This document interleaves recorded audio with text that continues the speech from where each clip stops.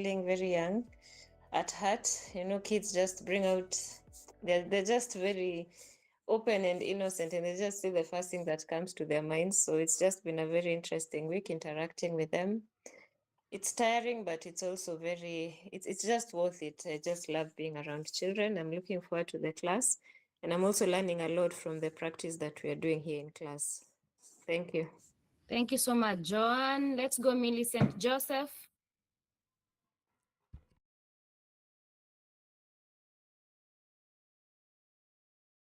Millicent is not ready. Mary Ngure, let's go.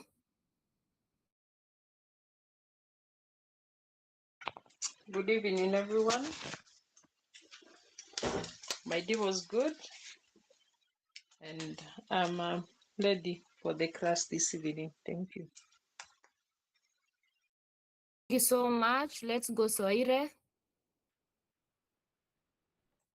Hello, everyone. Hello. I'm glad that you're okay. Hi, Marianne. Just Hello, how excited are for you? the class. I'm good. Just been trying to do the cuts. Yeah, writing them down. Yeah. So I'm looking forward to the class. That's it. Thank you so much. Okay, let's go, Faith. Hello, everyone. Hello, Faith. My day has been good. I can't complain. I'm looking forward for today's class. Thank you. Thank you so much, Devi. Let's go. Good evening, everyone. Yesterday I attended class, but I wasn't able to come on because I was on transit on my way to a very remote area. So I'm also like Joanne. I'm with kids and teenagers in a program. So we are at the foot of Mount Kilimanjaro. I'm glad to be the remote guy today. So we'll see how that connection goes. Thank you. Thank you so much, Judy. Then John Chege. Then let's go. Good evening, everyone. My day has been quite slow, but I thank God for it. I'm looking forward to the class. And yeah, that's it. Let's go, John. Thank you so much for sharing, Judy. Good evening, everybody. Good evening, John. My day was good. Today was a day off. I did not go to work. I've just been relaxing at home, going through my notes. At least I can say there's something good ahead. And I'm happy for the evening classes that we do about the counseling. At least it's giving us the true reflection of what we are running. Thank you. I'm looking forward for the day. KIBCo, are you ready? Hi guys, I hope kila mtu wako sawa. For me, I've had the longest day ever. I even don't know how I'm going to multitask today. My boss came in the afternoon, akanipea kazi mingi, and they are all urgent according to him. They are needed tomorrow. So I'm wondering how I'm going to listen to class, also try not to focus on the work that is waiting for me, but I'll hack it. So yeah, looking forward for today's class in every aspect. Thank you. Thank you so much, everyone. Is anyone who has been left out? Please, before teacher endelea, useme. Teacher, the floor is yours. Okay, thank you, everyone. Thank you for even... Teacher kidogo. Sorry, kidogo. Yes, Judy? I heard someone mention about the cut. Which cut? Nile ya kwanza, the first one, about the element 1. I think it's element 2. The second one. Wow, okay. Yeah. Okay, I think I missed that. Okay, Sarah, thank you. You're welcome. Mic to the teacher. Thank you, Marianne, for preparing the board. I'm here. I am thankful to God. I had a very busy day from morning. just arrived 30 minutes to time. So I needed to sort myself out, but I'm happy I'm done. And like others are saying, I'm also ready for the class. I went to Nairobi today. I was able to get some work there for some people. The one I had, I returned there. So when you go there, you get your work. And I've had somebody talking about the cards. Cards, they are supposed to be two. We have one card based on elements. So the card on element is card 1 because we need that card for the basic, administer basic counseling services with all the elements, the 5 of them. Then we need another card from the case study, and I think I gave you the questions I need you to tackle. So those are 2 cards.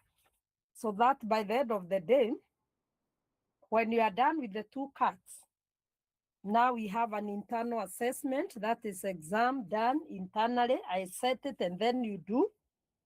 Then in the final ed, you shall have an external assessment from TVETA. That's how things go. So ensure that you are working on your cards.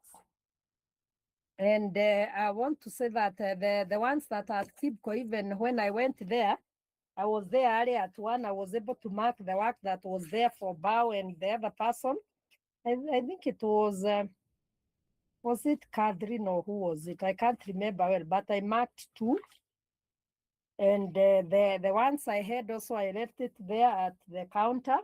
So once you pass via Nairobi, just pick yours. Then tomorrow I'm heading to Kiambu. So the one who said the work, Nikimaku said, Wajiko said her work is at Kiambu. Don't you worry. Yes, I'm going there tomorrow. I normally have a class on Fridays. So yours, I'll just go and mark there because I'll have enough time. Because breaks and lunch, I cannot come there with the work all the way home. I'll mark it there and then leave it there. So in case you pass there, you can leave any other work. I'm happy for the journals I marked today. They are very reflective and continue enhancing the growth so that we move to actualization. It's very, very critical. So having said that, today we are still doing our practice. I want to say that Joan did, Millicent has done. I'm just saying the ones who have done so that you tell me whom I have not included. So Timothy, when I'll be going to Nairobi next week, I'll make sure that I come with the observation checklist together with Akina Bao na wale wote wameweka Nairobi.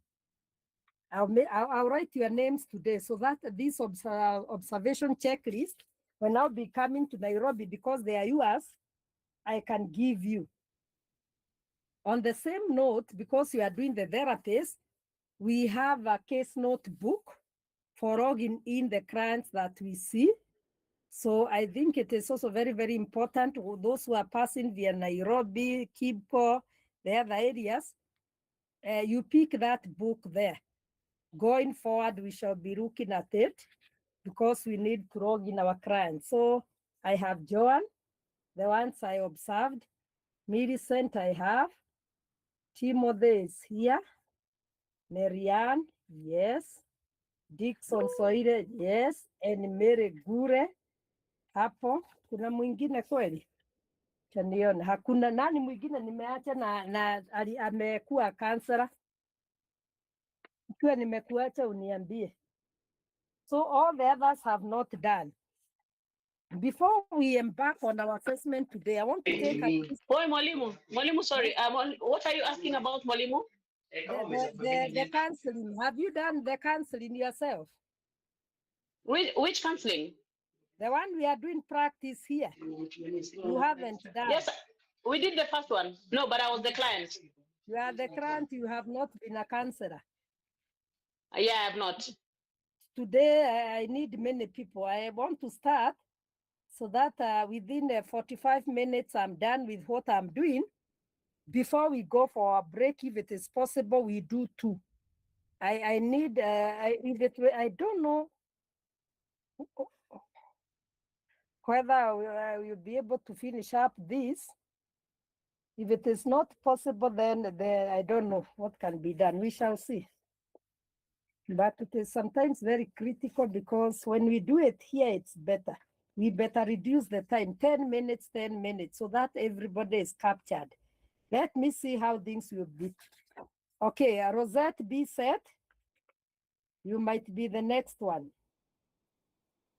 Now, I want to go direct to our timetable so that I get to the agenda. Mwalimu. Timetable yako iko wapi?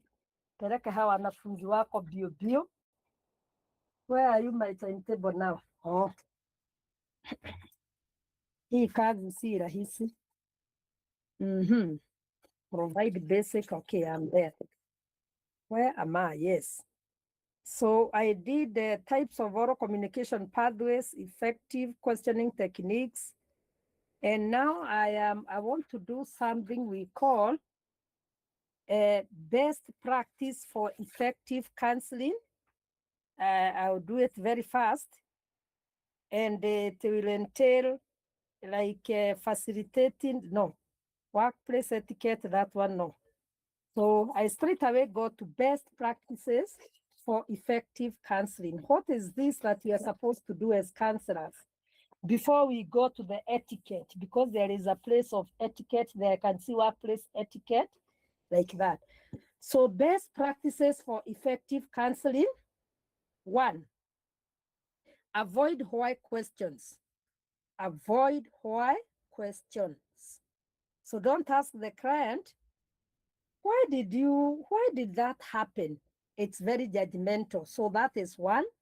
Avoid why questions because they are stigmatizing. They stigmatize the client. Instead, use what?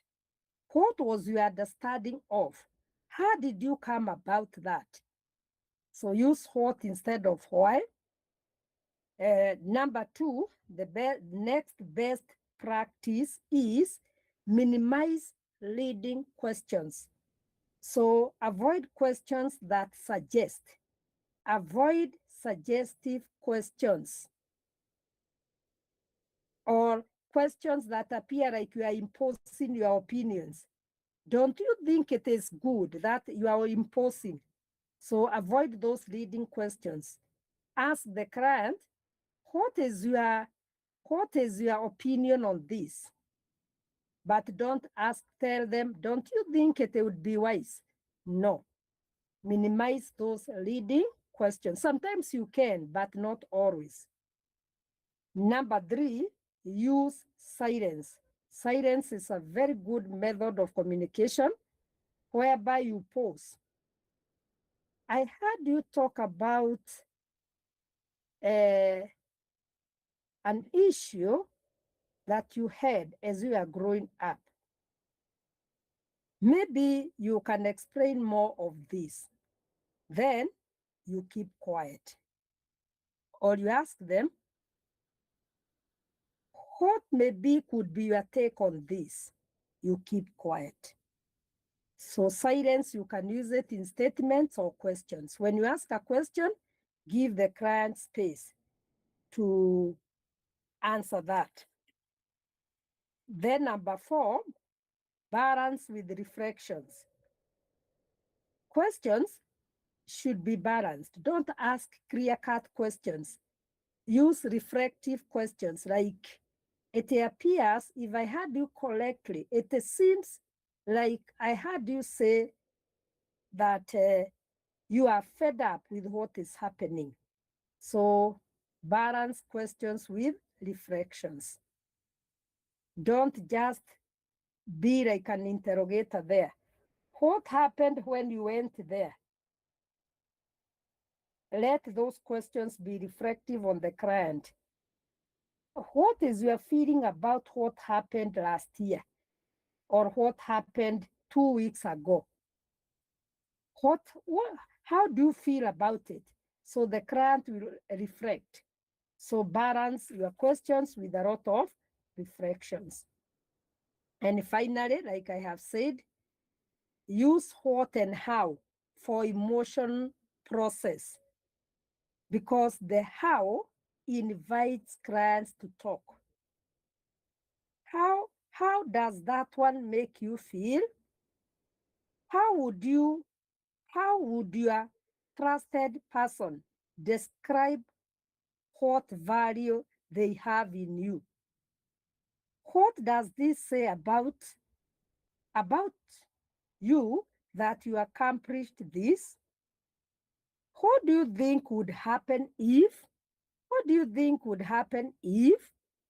So what and how questions are very, very critical. What would you like me to know about you? Because it's not everything. The client may choose not to share anything. But if you ask them, what would you like me to know about you? Then they'll say, I would like you to know more about my personal life, my relationship with my parents, etc. So all those are very good practices when we are questioning our clients. I come again, avoid why questions, minimize leading questions that you appear like you are suggestive for the client, use silence, balance your questions with reflection, and use what and how for emotional processes. As I said these notes, because I've said them today, you see examples of good therapeutic questions. You are going to see them there. I've given you like 5 of them, so they will help you to know, how do I ask a question when I have a client? They are there for you, and well said. Having said that, that is the effective questioning techniques. I have given you 5. I straight away go to workplace etiquette. Workplace etiquette in counseling. All of us work. We need some etiquettes. Etiquettes are ethical. In fact, we call them ethical guidelines. As a professional, you should have what we call ethical guidelines that guide you. And when we talk of those workplace etiquettes, we are all working, even I. So one of it is maintain strict confidentiality. Particularly when you are dealing with clients, you have to protect them. And counseling sessions or sessions that you carry, like the ones I'm informing you about having a client, let them have that confidentiality. But still remember, you can break the confidentiality depending. That one will be dependent. You are dealing with a minor, harm, and so many other things like that. Remember also, you have a duty to warn. So confidentiality can be broken because as a counselor or as a human being, you have a duty to warn. Number 2, another ethical guideline or etiquette is you establish clear boundaries. So as a practitioner in counseling, even those in the medical field, wherever you are, boundaries are very critical. And sometimes it is not in order when you counsel friends, family, or business partners. Sometimes when I'm called upon to talk to a person who is a family friend, I am hesitant because they'll see like this is a normal person, it's a normal talk, so they may not listen to me.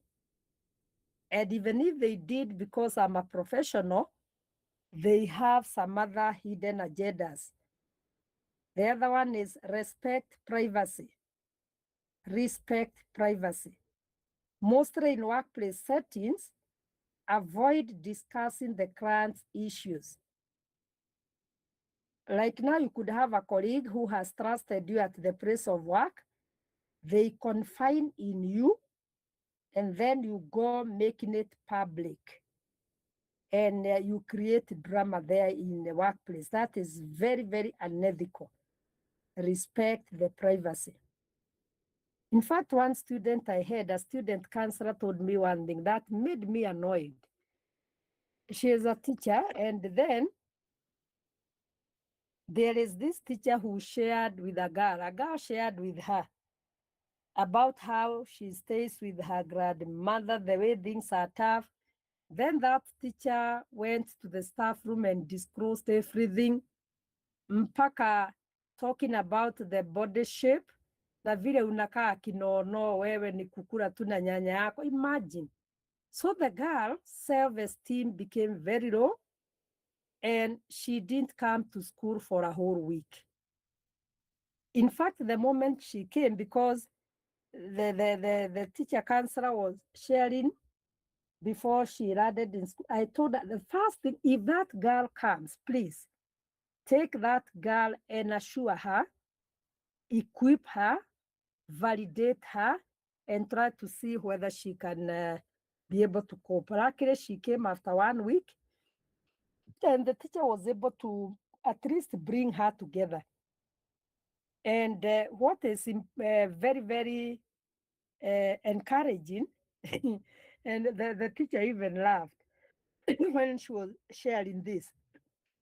She has a big body and the girl has a big body. The teacher told the girl, hata mimi niko na mwili mkubwa and I'm okay. They sometimes also make fun of me. So that was very therapy. The girl became okay and she's in school. So let us respect the privacy. Hata kuenda kuropokwa hapo mnakaa na nyanya yako, that was not ethical. So as counselors, let us protect our clients. Then finally, another etiquette is define the scope. Define the scope. As a counselor, you have to remain within professional expertise. Don't cross into legal or financial boundaries.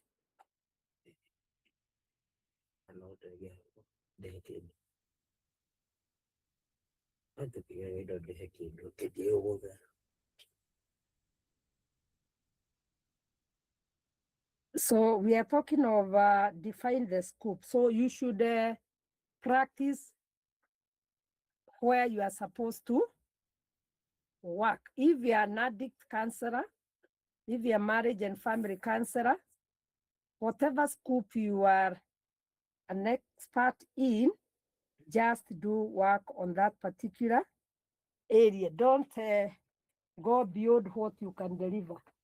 Teacher, I have a question. Yes. Now that you have said that we should define the scope, you should remain within your personal expertise. When are we going to know our areas? When are we going to know our areas of strength? Whether I'm going to maybe to focus on family, relationships, grief. So tutafika hiyo stage lini? Your question, a minute, Miriam. Just continue. Ask the question again. I'm asking, now the fourth point states that we have to remain within our professional expertise. Okay. Now, like us, we are still new in this industry. When are we going to know which areas to specialize in? That's very important. Yes. With time, you know your strong area. Even as you talk to people, even casually, you can be able to tell where am I doing well. When it comes to maybe teenagers, I normally do well. So if you discover that, then you can do a certificate in that area you feel very comfortable in or passionate. So once you start practicing, Marianne, you'll be able to discover your strength. So it is with practice. For me, initially, I didn't know where I belong. But once I started practicing, I was able to place myself in the area I am in right now for marriage and family therapy. Not that I cannot do adolescent counseling, I can, but my strength is there. So with the time, as you continue practicing, you shall be in a position to know where you belong. So it takes time. It's not immediate. Don't even force it. In fact, passion will tell you where you belong. It will tell you, and we have so many areas in counseling, and it is important as we continue here, like there are some people who have done this counseling so that they can be able to help people in loss and grief. Maybe some people are in the hospital and some people are traumatized.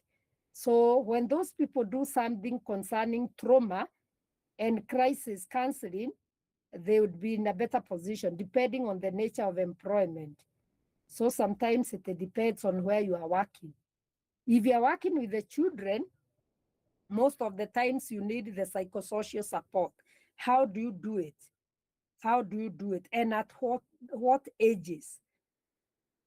So with time, you can be able to tell. Once we do the units of competencies the way they are done, by term 3, term 4, when you now continue doing other areas like adolescent counseling, child counseling, community counseling, there are people here who will be interested in doing community counseling because they find it's nice and it fits them.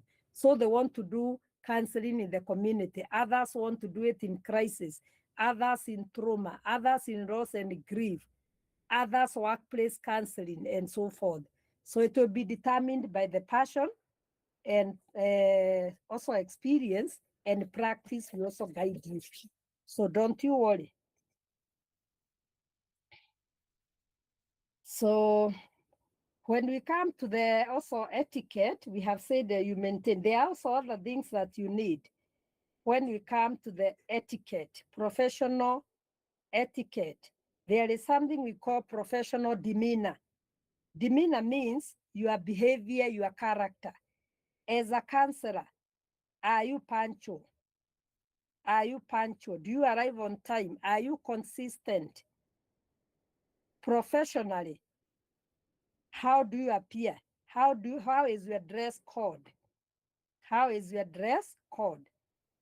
The other one is active listening. It's also a professional demeanor. So at the professional demeanor in etiquette, there is punctuality, professional appearance, and then active listening, whereby your body and the language corresponds, and finally, appropriate communication. Counselors are known to be very, very calm, because our profession demands so.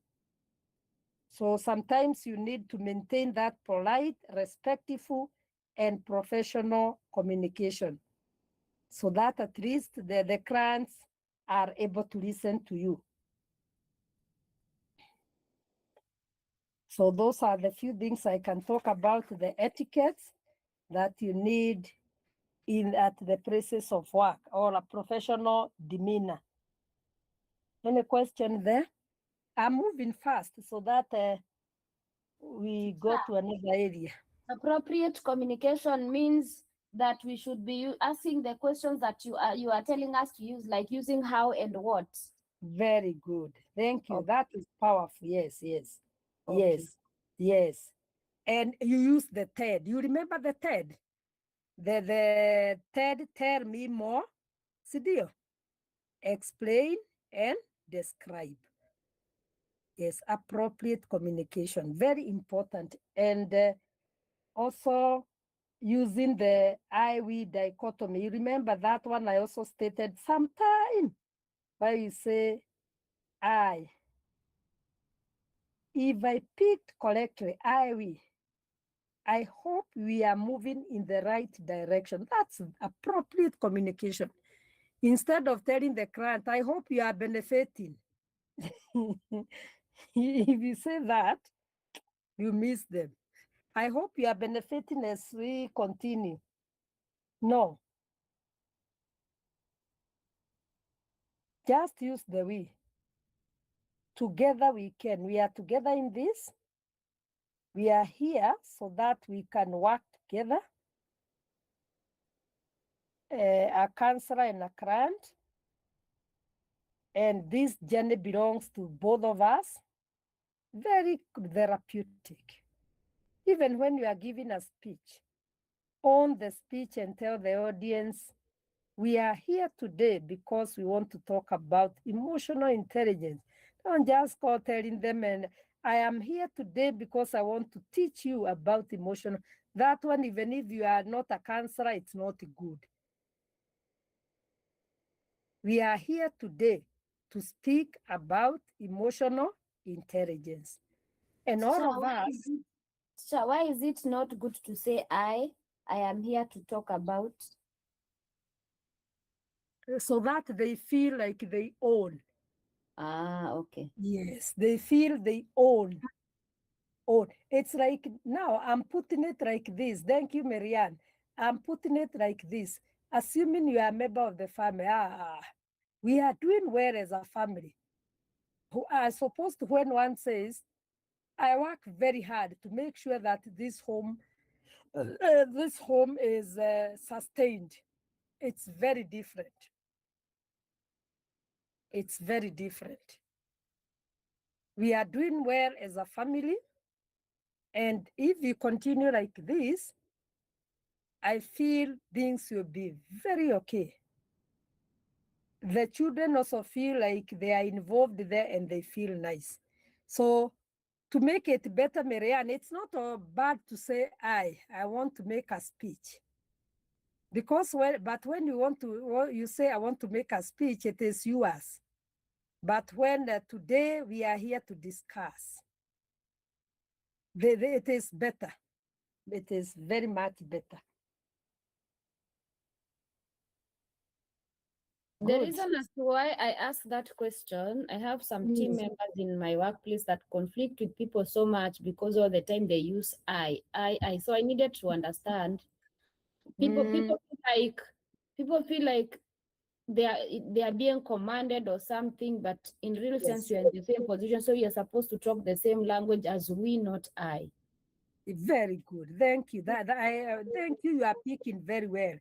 And thank you for even making it very real that people conflict because they use the I. So the other member, you could be an institution, but because you have maybe you are above them, you have been given a promotion or you have an advantage over them. Like, let me give you an example. Before I left my work, in the school I was teaching, because I had done counseling, I was outstanding in that place. In the institution, I was so outstanding.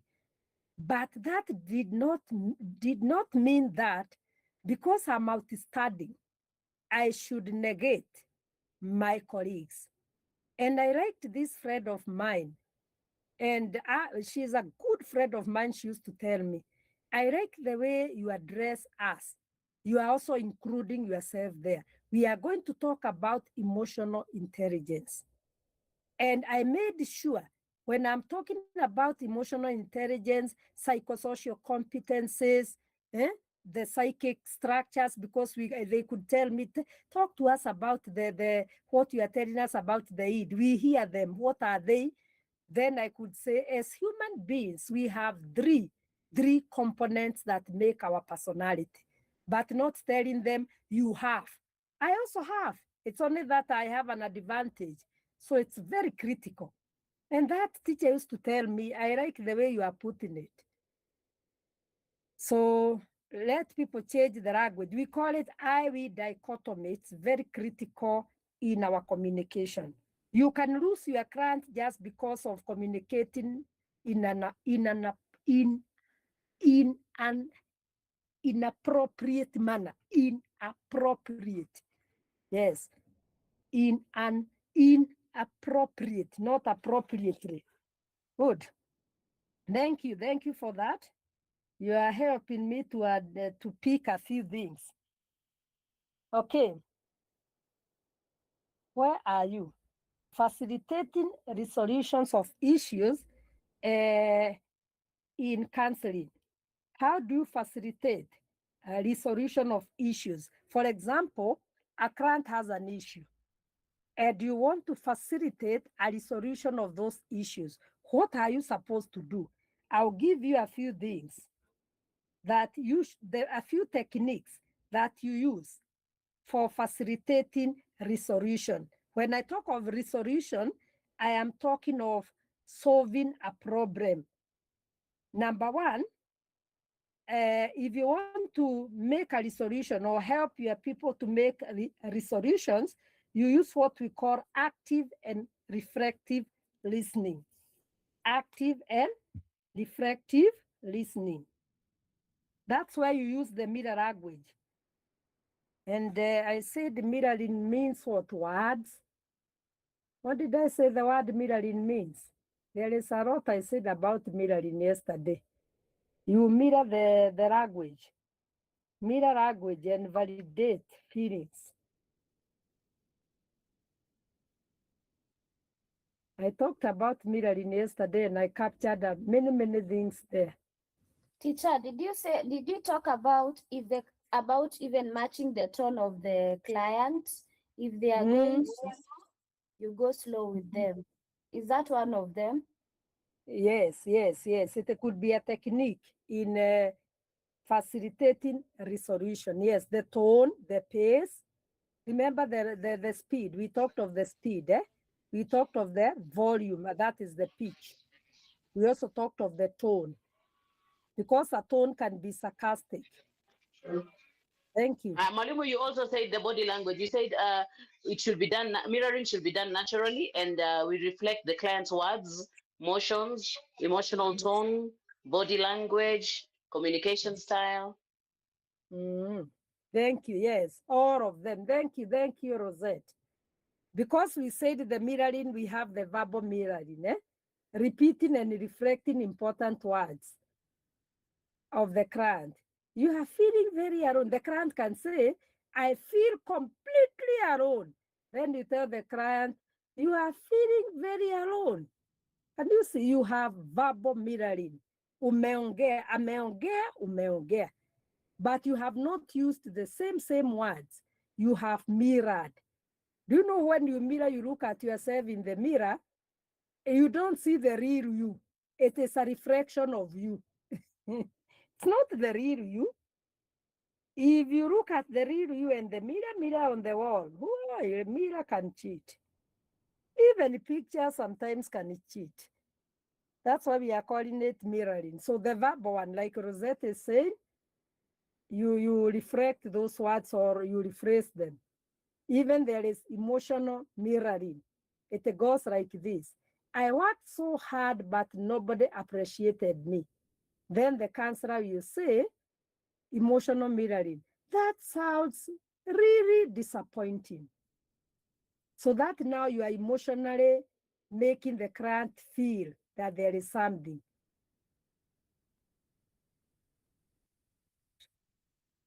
Then there is non-verbal, you show by the face, facial expression. You don't talk, but you show them that things are not okay, and so forth. So that is that. Active and reflective mirror reasoning, Another technique to facilitate a resolution when working with a client is validation. Acknowledge their stand. Never tell a client, there you are wrong. You may know they are wrong, but acknowledge. I pick your fears. What are you able to tell me right now? Acknowledge their perspective. Where are they? They could be lost. Yes. And when you validate, in fact, when we went for another training, where we were told when you validate a client, they feel psychologically safe. Okay. I can imagine what you must be going through. It must be disappointing. It must have been very disappointing. How have you been able to cope with all these frustrations? The client feels nice because they have been frustrated. Don't tell them frustration ends. I was also frustrated once and it ended. You are not sitting in the same boat. Validate, acknowledge their perspective. Like now, today we are in another small forum. We were talking with some people.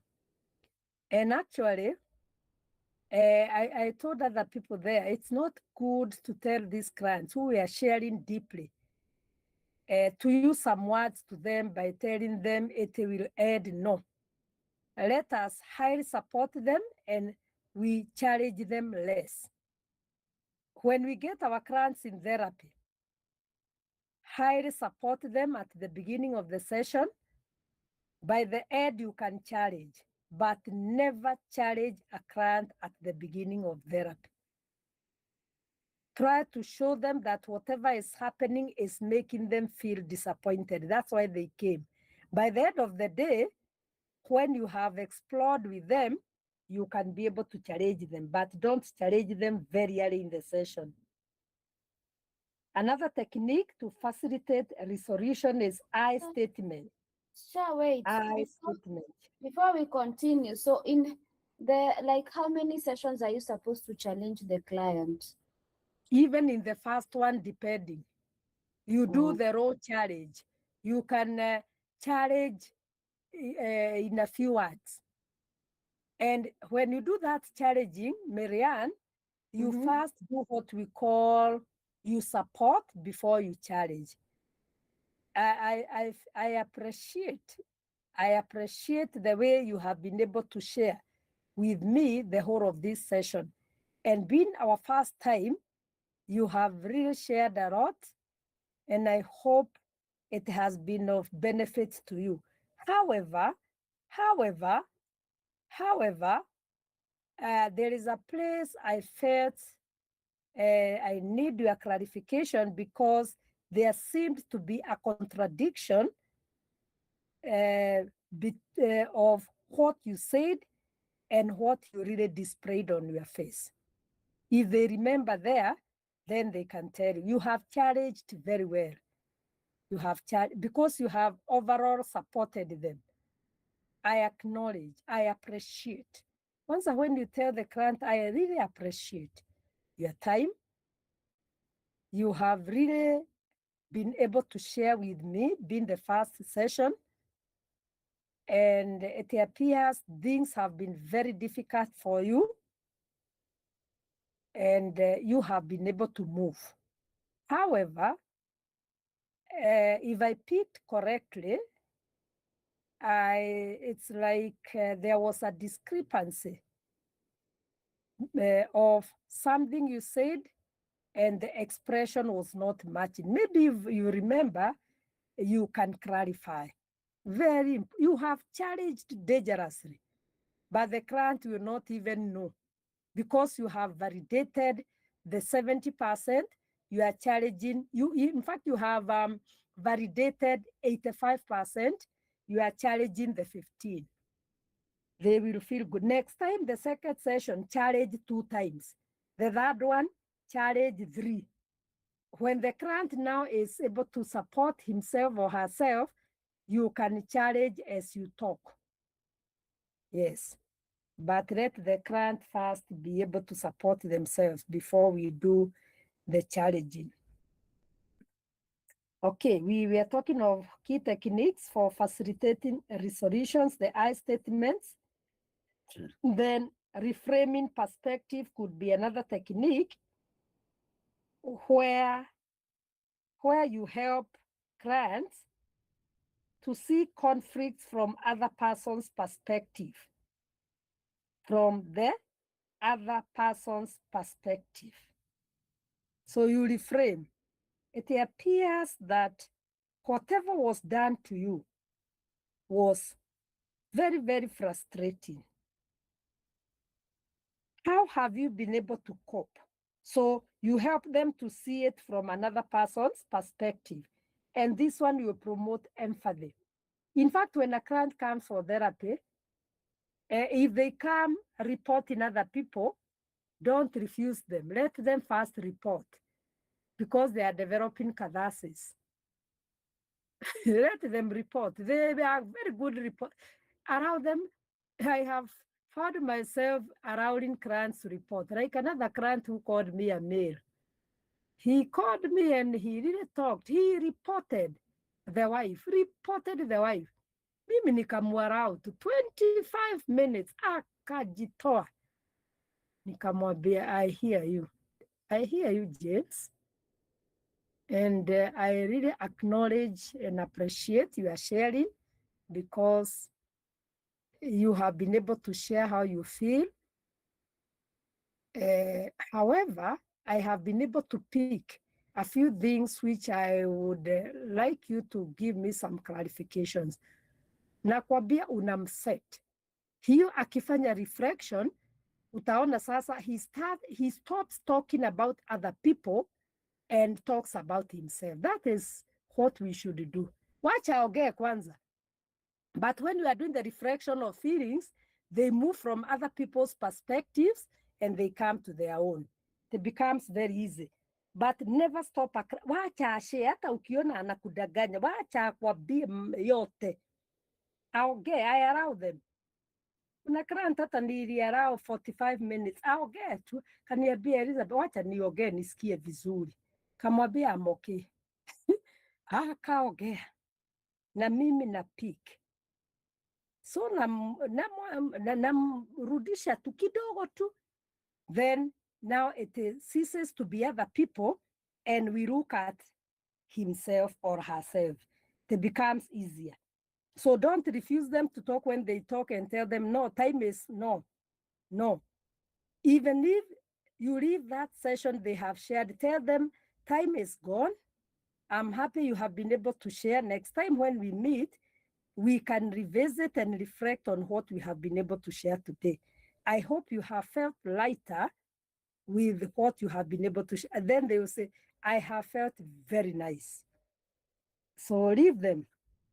So reframing perspective is very, very important. So those are the techniques. And when this resolution is taking place, the counselor has a role. They are facilitators. They facilitate the resolution. They guide the process. They are also mediators. They act the neutral people. You know, people will come reporting another person. So the client and another person or other people. So the counselor remains the mediator. And also the counselor is a skill builder. You teach skills there, like managing anger depending on the case, etc. So far, so good. Any question? Any query there?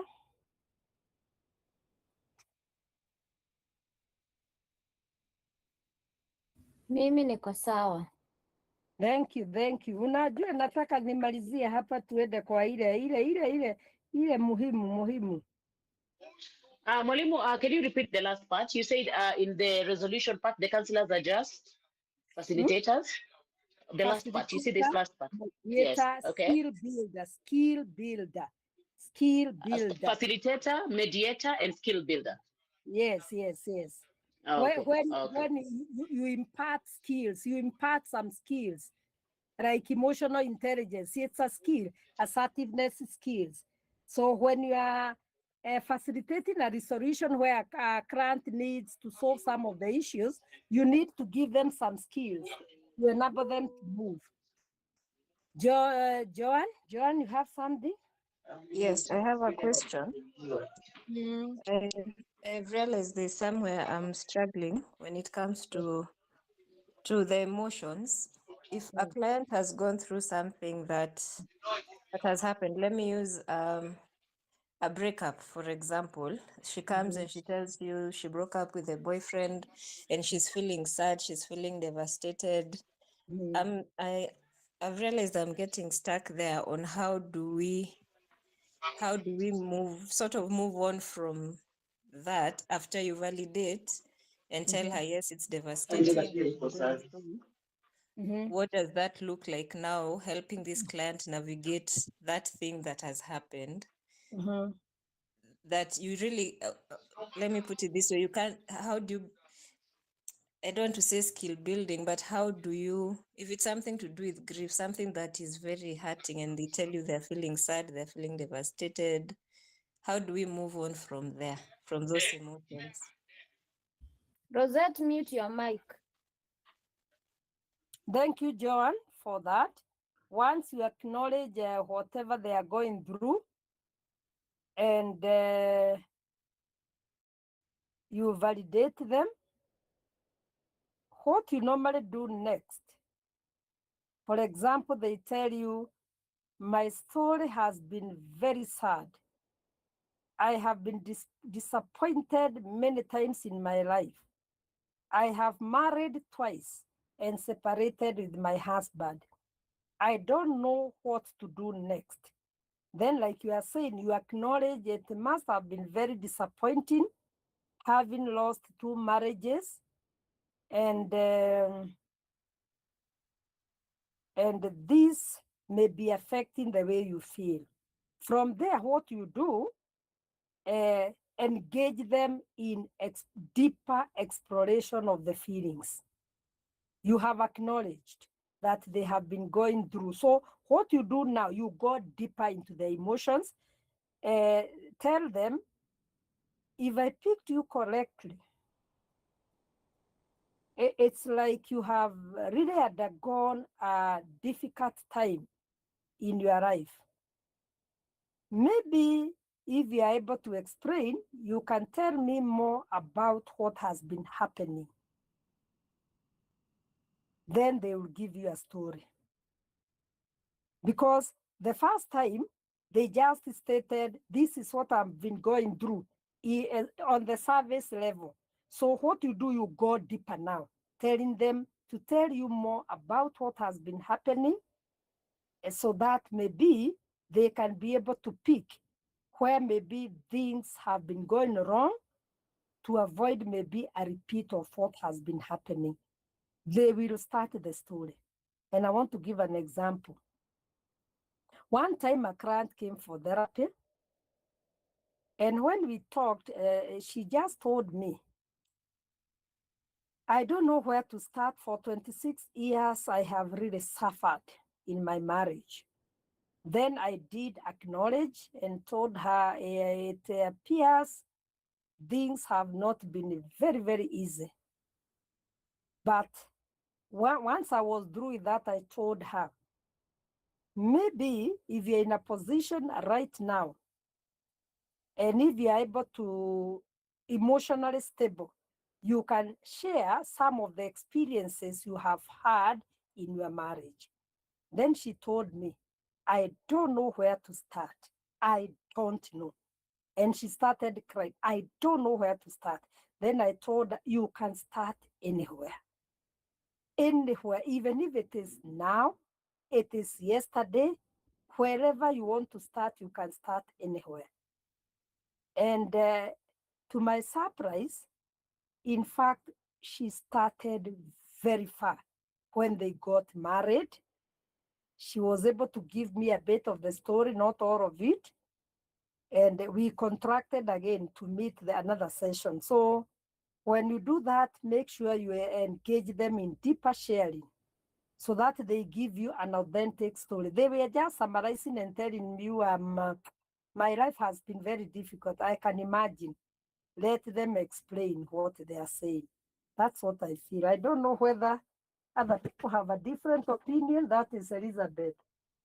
Maybe a question. Yes. Now, people like me who are very sometimes, like I am very, can I say that I am very empathetic, or I don't know how to say.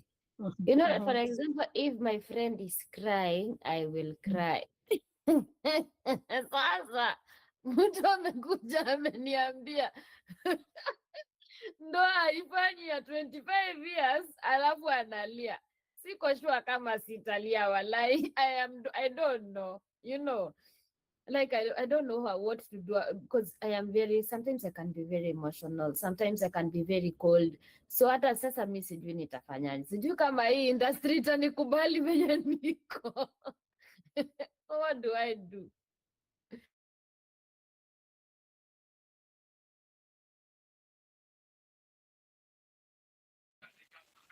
Hello, before even Mwalimu says that, let me just add mine also. Because as I said from the beginning, I'm a typical crying baby. I'm a Very typical good. crying baby also. So, yes. So now the worst part for me, I'm the one who puts myself in your issue, as in now the issue, I'll be feeling it myself. But on the on the other side also, if someone is behaving as in foolishly, oh my goodness, I mind even my facial expression shows, as in everything in me tells you that, oh my god, that was just so dumb, you know. So when you're saying you don't know if the industry will accept you, we're in this together. Let me tell you, Rosette, Money. me, people tell me even my eyes speak a lot. My facial, if something yaks me, I don't know how my face tells people like she did not like it. So I don't know what to do about facial expressions. I do not know. As from today. Yeah, that's a typical me. I think for me that is the part I keep asking myself how I'll handle that. I tend, as in such scenario, especially when someone is on the other side, if it's not the empathetic side, on the other side, I tend to act that way to some extent. I tend to be impatient somehow, but God will help us. Let Yeah, Mwalimu tell us. because Mwalimu. Yes. even my roommates look at me and then she's like, "What? Kwani umeboeka?" Kidogo kidogo she's like, "Nani amekukasirisha?" Yani my face speaks volume. My gestures zangu hata sijui kuficha kama ni mbaya mbaya. So I don't know what to do. Help me, oh. Go for personal therapy, many of them, many. And when you go for those personal therapies, raise your concerns to the therapist so that you can work on them together. That's why personal therapies are important. Personal therapies. In fact, those are the ones that shape a person to work on themselves. Don't worry, it's still very early. But the behavior you have is really okay at this time because you are beginners. When you continue going for those personal therapies, you'll be in a position to adjust yourself. So it's still too early to judge yourself. It is too early. If I have classes for TOT and they have completed their training and they are telling me, hey, I don't know how to do that one, it takes time. I'm telling you, it takes time. It takes time even for us to be who we are today. It has not been easy. You just get shattered there, but within no time you pick yourself up. So don't worry, just go for those personal therapies. They will enhance your communication skills. The theories will also sharpen you because you work on your unfinished businesses. If it is theory like the Gestalt, the layers of neurosis and so forth. So don't you worry. You will still be there. Kemaru? Thank you, teacher, for giving me hope. Yes, there is a lot of, my dear, there is a lot of hope. It is too early to start judging. And most people give up at this stage. Most people, and this is not the time. Even if you go for therapy and you feel you are not adding that therapy, you are becoming overwhelmed. You are quite normal, very normal. Practice is not easy. In fact, you are even trying. You have only done theories. By the time you now shape yourself, you go to term 2, term 3, you'll be well baked. Yes, so it's too early to judge yourself. Too early. Kemaru? Yes, Marim, I wanted just to echo your words that why therapies are important. Is exactly what you have said because I had even shared that now I'm the third. Today I went for the third therapy session, and we are going back to when I was born, when I was 0 years to 18 years, that level. And now you'd reflect back and see a lot of things that happened during those. Like now, I've heard Miriam saying, mtu amekuja pale analia. Something you discover during the therapy time that maybe something happened at when she was being brought up, and maybe could be she was crying, akipata kitu akifanywa kitu analia hivyo, anakuwa very empathetic with the situations herself. Those things, they will come up very well. Thank you, Kimaru, for encouraging Marianne and others. When you go for those personal therapies, you'll be okay. You will be okay. You will be okay. Even for us, we still need to be helped because you cannot be complete. There are areas you feel you need a lot of support. Other support, we also get it from reading books. You read books and you see how to work on yourself sometimes. Those motivational books, you listen to the motivational speakers, the way they do their things. You'll be able to work on some of the unfinished businesses, knowing that they are not also perfect and they are doing it. Very, very important. Teacher, Thank you. Last question for myself. Now, so I don't know whether it's I don't know. Do you know how long grief takes? Grief can take the normal. Initially, grief takes 6 months. Initially, whereby a person can sink a bit. 3 months are also okay. You sink a bit. 6, you are better. But normal grief can take 2 years. 2 years. Myself. Yes. If I face maybe a tough situation in my life, the only person I remember is my father, and my father is late. I cry a lot. I don't know which stage is that, and I don't know what problem I have. I do cry. Sijui kama miezi 3 inaweza isha kama sijakumbuka babangu nianze tu kulia. Kama mtu akinikosa, I realize there is a manager at my place of work who sometimes I feel like he doesn't treat me right. So at that point, when I go, maybe when I am alone, I'm like, I wish my father was here. And I just start crying. I don't know. I don't know. Hello, Mwalimu. Yes.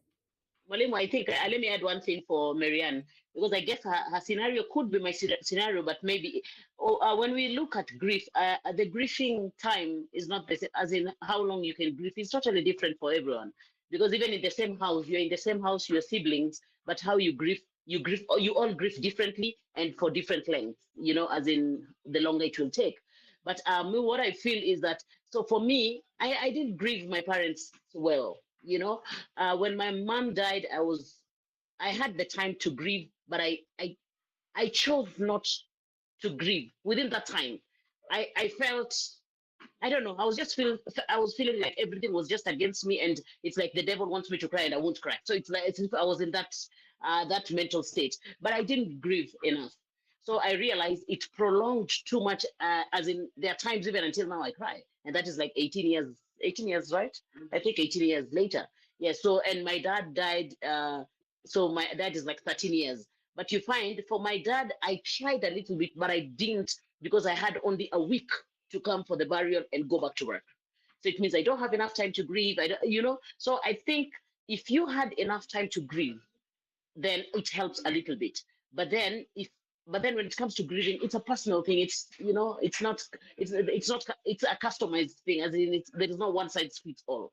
Everybody grieves differently, however long it is. But until today, there are times that I'll just sit myself and I'm very low, as in those ones of I'm just thinking, if my dad would be here, if my mom would be here, would it be, So I think that could fall under norm. But then if yours is specifically only your dad, and so that it could be a little bit connected to something in regards to the trauma.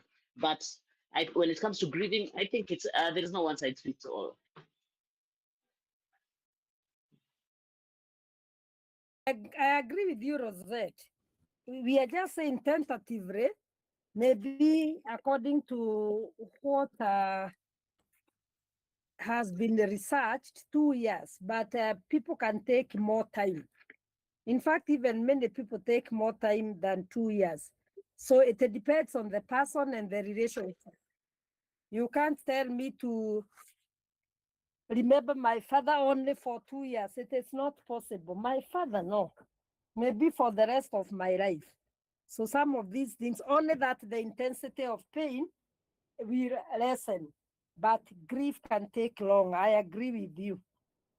So Thank teacher, you. especially when I feel helpless and I feel like I needed to solve something I cannot, that becomes another issue, because I just start crying and I'm like, if my dad was here, you just admission this and stuff and stuff. So it becomes so hard for me, and I just cry, and then I am just low, and then after a few days I'll be okay, and then go back to the cycle.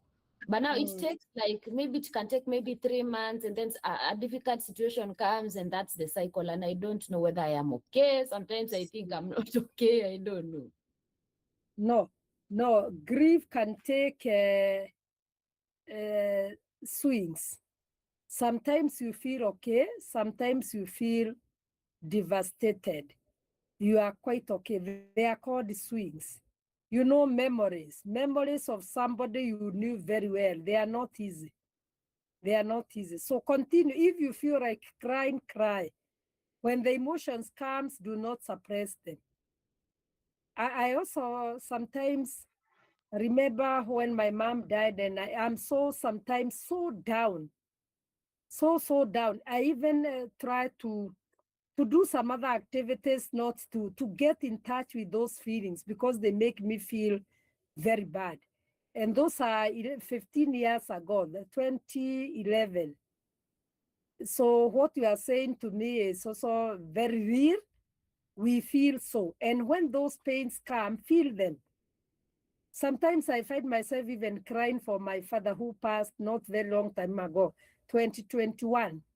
And I find myself becoming so devastated. Sometimes I miss him. I miss his talks, and it makes me feel very low. So whatever you are saying is okay. Process the Sure. grief. Yes.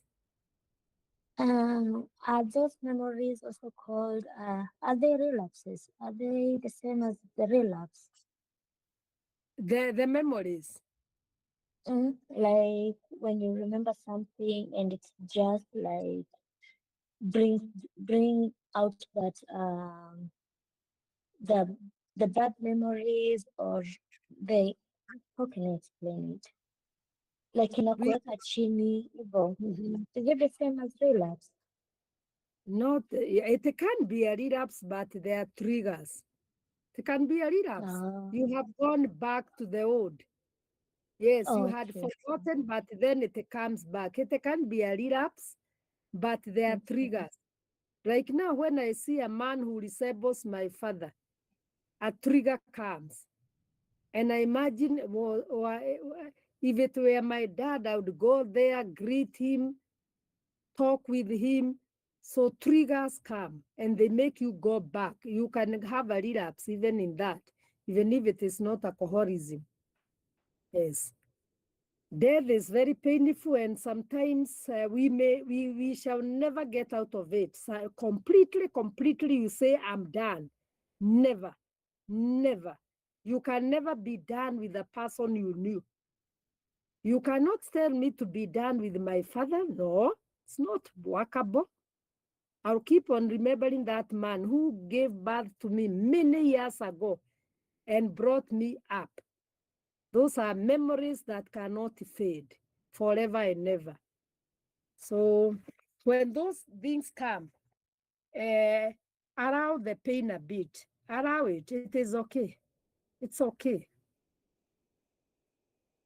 Now, where are we? And we had said we need one guy. We had said we need the one particular group to do something.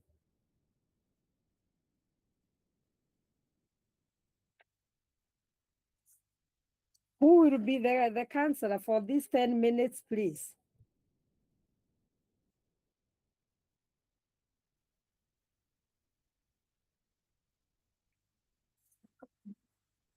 Yes, let us have one. When we have one, when I come, kuna kitu nita mention 5 minutes, then we pick. Let us break the ice by having a client and a counselor. Quickly, 10 minutes only. 10 only. Volunteer, the counselor to volunteer.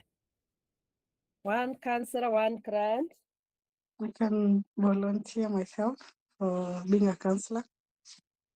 Yes, Catherine, thank you. Mtave, niliona kazi yako pahali. Catherine Mtave. Yes. Yes. Yes, counselor ako. Grant ajitole. You know you are still being cancelled there, even if it is an exam. Who will be the grant?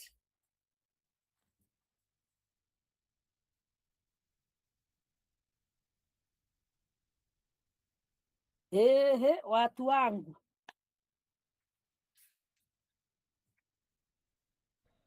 I'll be the client. Thank you, Dixon. Always be blessed. Thank That's you, all over. Let us start. We are doing the case of Mary still. Yes. Start. Na tujionyeshe. Nani ako Mtave? Yes, naona Dixon ako. Catherine, please do the necessary. Okay, just a minute.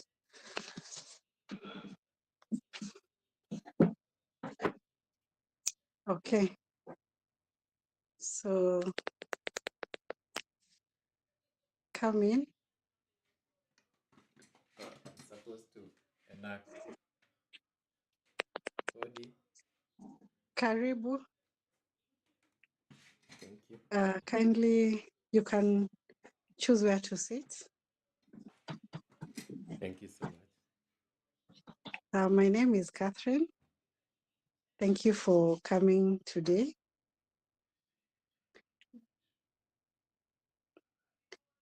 Here is the consent form that I had prepared. You can go through it, and then in case you have any question or you wish to have a clarification, I'm here to help you in case you need any review or any clarification. Okay. Are the things I'm going to tell you, are you going to share them with my teachers? Because I've been referred here, so I don't know. Maybe I can inform you that this is a very safe space that you are in. Do not feel that there's any information that you share here that will be disclosed. So you can know that this is everything that you say here will be treated confidentially with the uttermost confidentiality. The only point that I would break that confidentiality would be in case there's a serious harm that I may pick that may transpire you harming yourself or harming another person. That is the only point at which I may break that confidentiality. Okay. Is that, yes? That's fine. Okay. So maybe you can please tell me about yourself.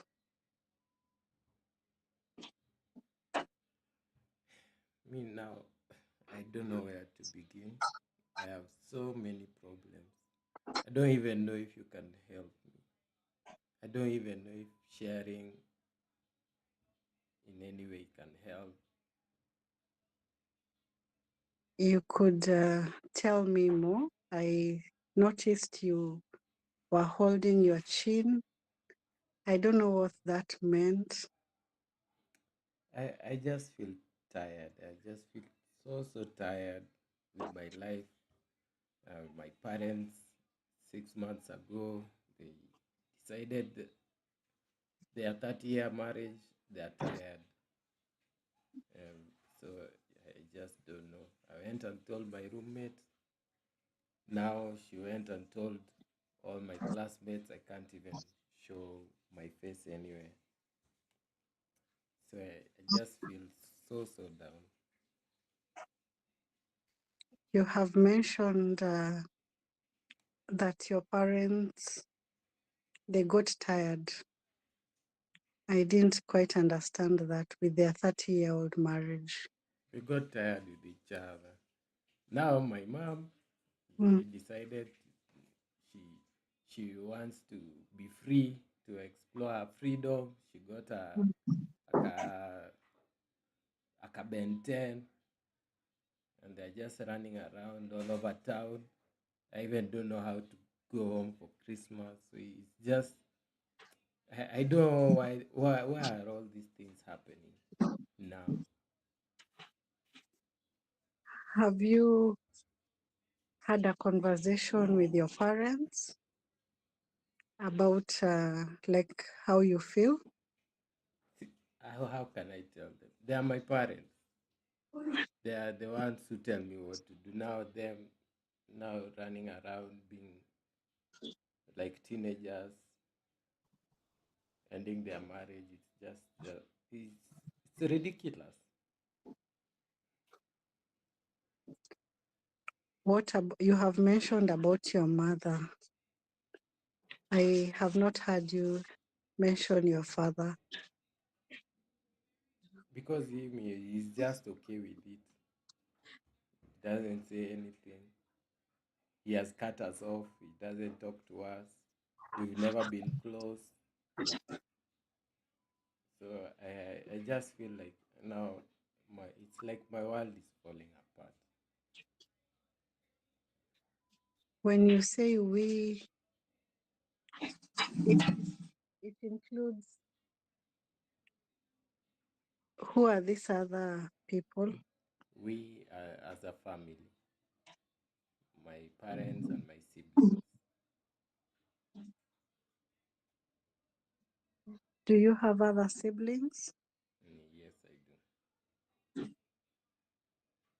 And maybe if I could just also get to understand, do you also, how are they handling this situation? Yeah, we've tried talking, but what can we do?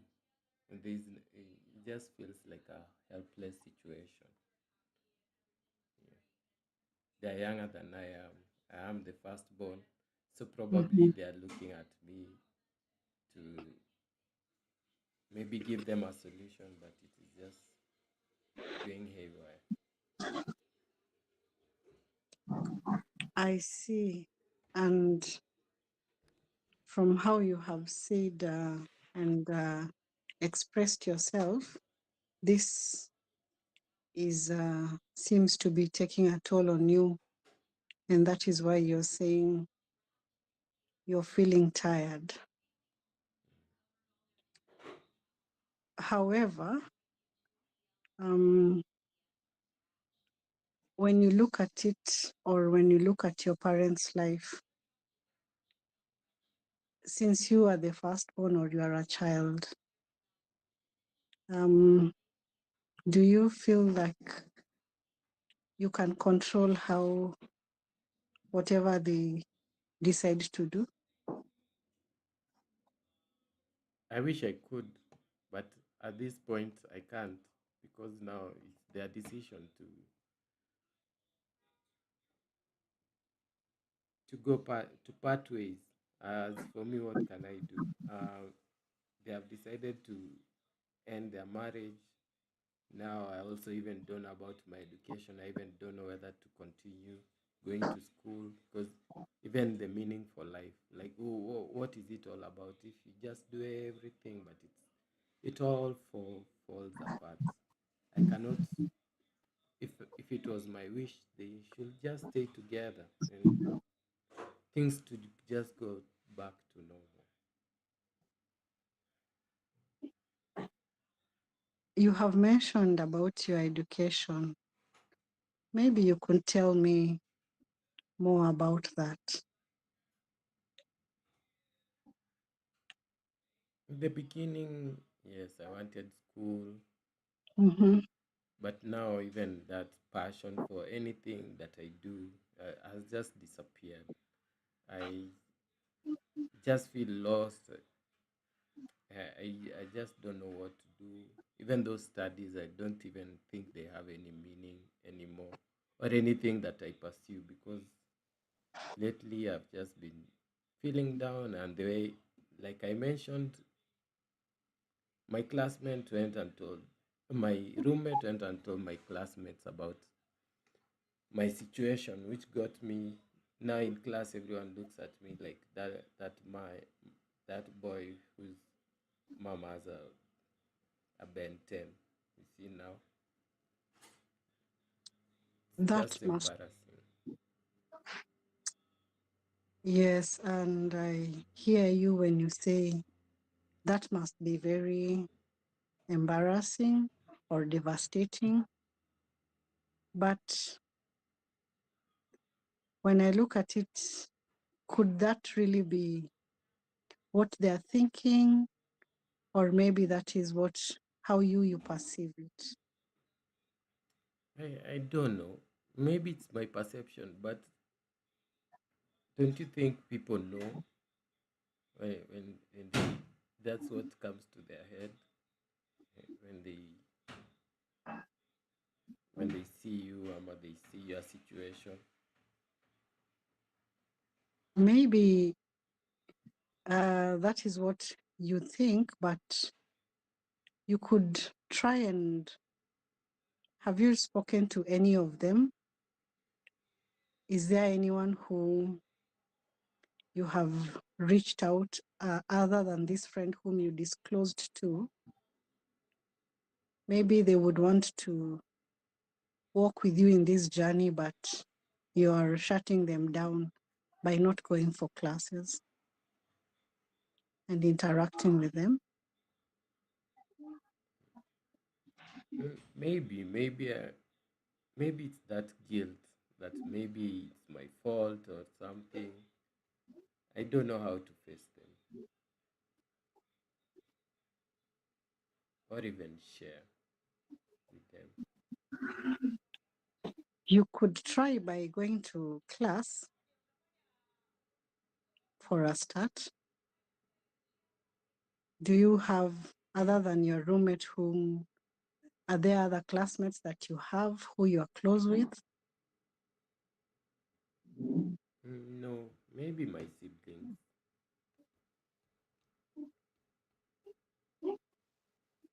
And based on your siblings' age, are they in a position to understand what is happening, or they are underage? One is in high school and the other is in primary school.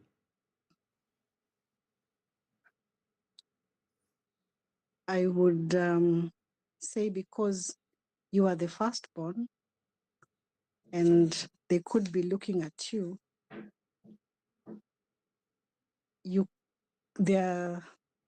this is a case where you could also reach out to, for example, your uncles or older relatives, or maybe the church, like your pastor, Yeah. just to talk to your parents. Have you tried that? No, no, no. But you can reach out to them. When do you think you can do that? Next Sabbath, maybe I can approach my pastor and share. Okay. I think that would be a good Then, idea. yes, you can. We can review once we meet in the next session. And about your classes, what would you like to do from here? Because you missed your continuous assessment tests.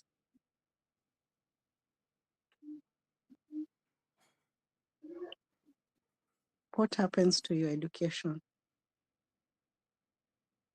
I am still unsure because also raising school fees, but at the moment I would like to continue, but I would like also these feelings of hopelessness, tiredness to go away.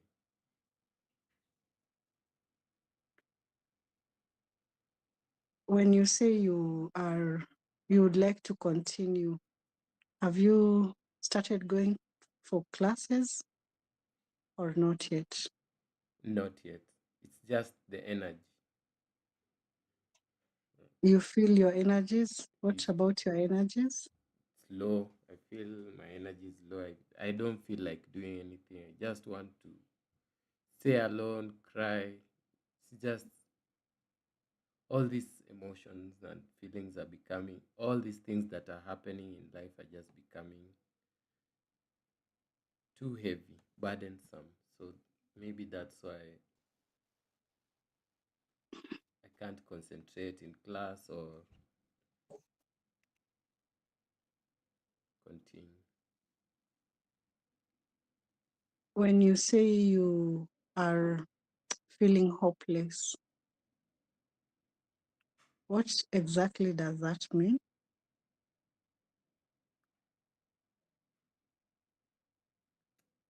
I don't know. After all this happened, I've even been questioning myself. Maybe they got married because, oh, they got me by accident and stuff like that. So maybe I could be the reason they're having problems or they're splitting up. So sometimes I feel like we were never consulted. We were never told this is going to happen. So I feel like we were left out, myself and my siblings. See, it's like things just happen. There's no control. Now there's school, there's a lot of work to do, and I'm also not having that energy to do all those things. You have said quite a lot. Let me just ask on the part of your parents. When you say that you were just by mistake, do you really think that was it? When you look back on your previous life with your parents, despite what has happened right now?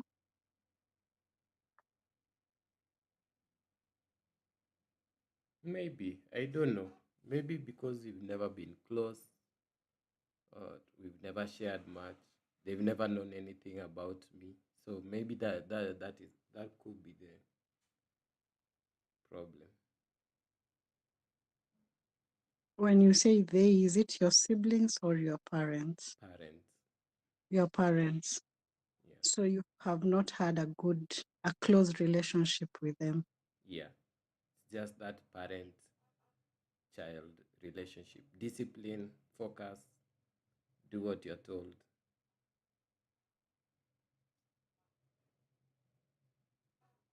Do you feel like you would want to rebuild a relationship with them? Yeah, maybe if they're willing.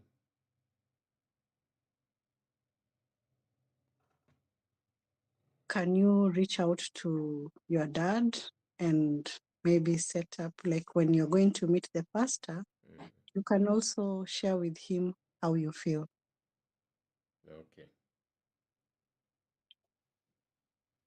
Can we try that? Yeah, maybe that will help. Yeah, Okay. I will try that. Okay, that then you will share an update on how it it has turned out with your father. You can also tell me about your classes. As much as you said about the hopelessness, then what happens to your future?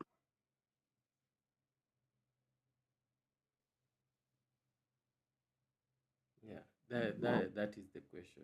What is the point if bad things happen? But maybe I should also think of the future. Maybe this is just for the moment. It's a passing phase?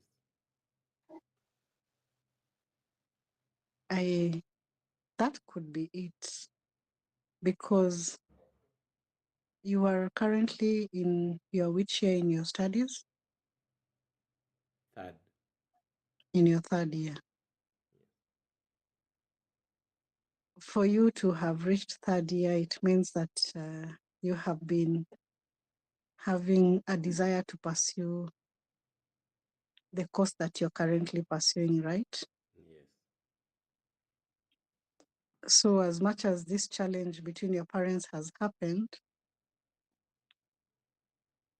then does it deter that which you had purposed to do in life?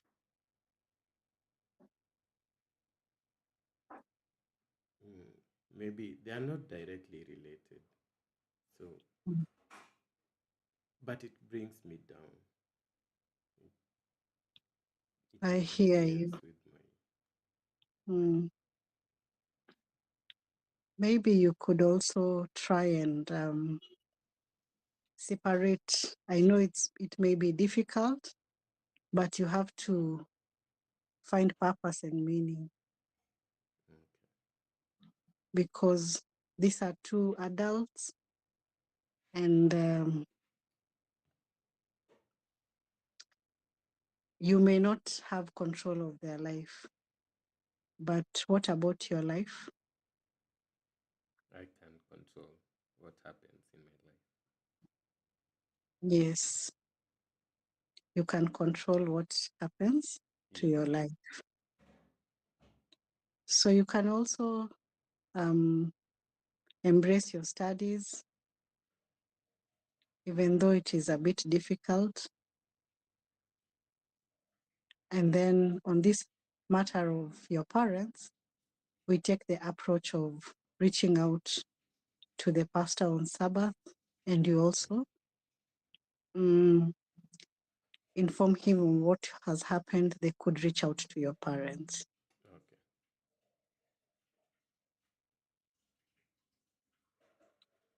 We have come to the end of our session today, but we will meet again next week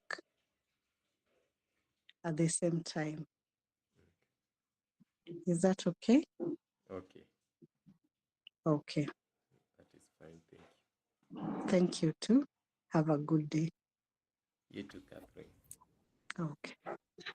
Thank you, thank you. Thank you, Catherine and Soire. Thank you for a good session. And we have taken too long though. I think next time Marianne will keep time 10 minutes watu wamalize, because tukienda na hiyo pesa tutamaliza, but it was a very powerful session. Thank you, Soire, for sharing well. Thank you, Catherine, for being available for your client. Yes, most of the things were well, and you tried to employ many things, and the flow was good. So having said that, let's go for break for those 20 minutes. By 8:30, let us be here, so that, Marianne, you are the timekeeper now. 10, 10, 10. I need to hear from many. People will summarize. Okay, Yes? teacher. Understood. Yes. Yes, thank you. 10 minutes only. It will be 10 only, strictly. Okay, thank you. Let's go for a healthy break for those 20 minutes.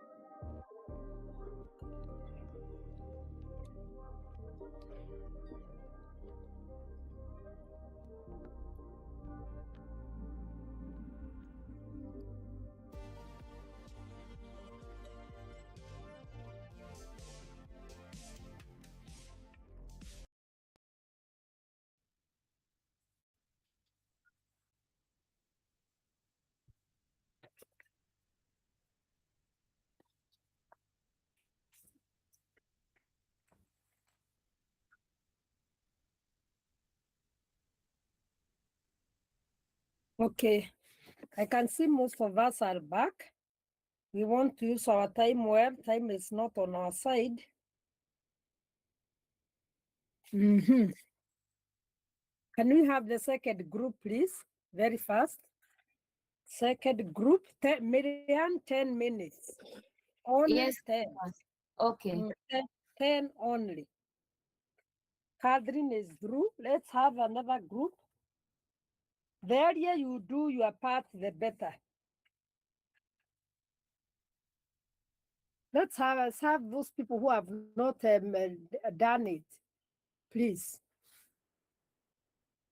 You know, when you miss this session, you have yourself to blame. Let me hear the other person, who is the counselor. Then Marianne can start counting from there. Hi, I can try the client. Thank you. Okay, then I'll be the counselor. God help me. Thank you, Rosette. Marianne, 10 minutes. Let us do it fast. Thank you. Welcome. Okay, I don't know if my side there is light enough. Okay, but I'll just try to.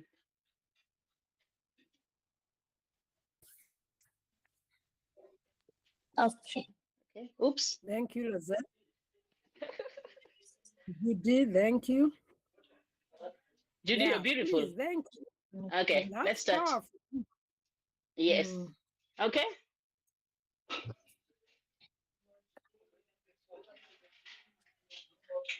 Okay, so you're coming in, right? We're starting.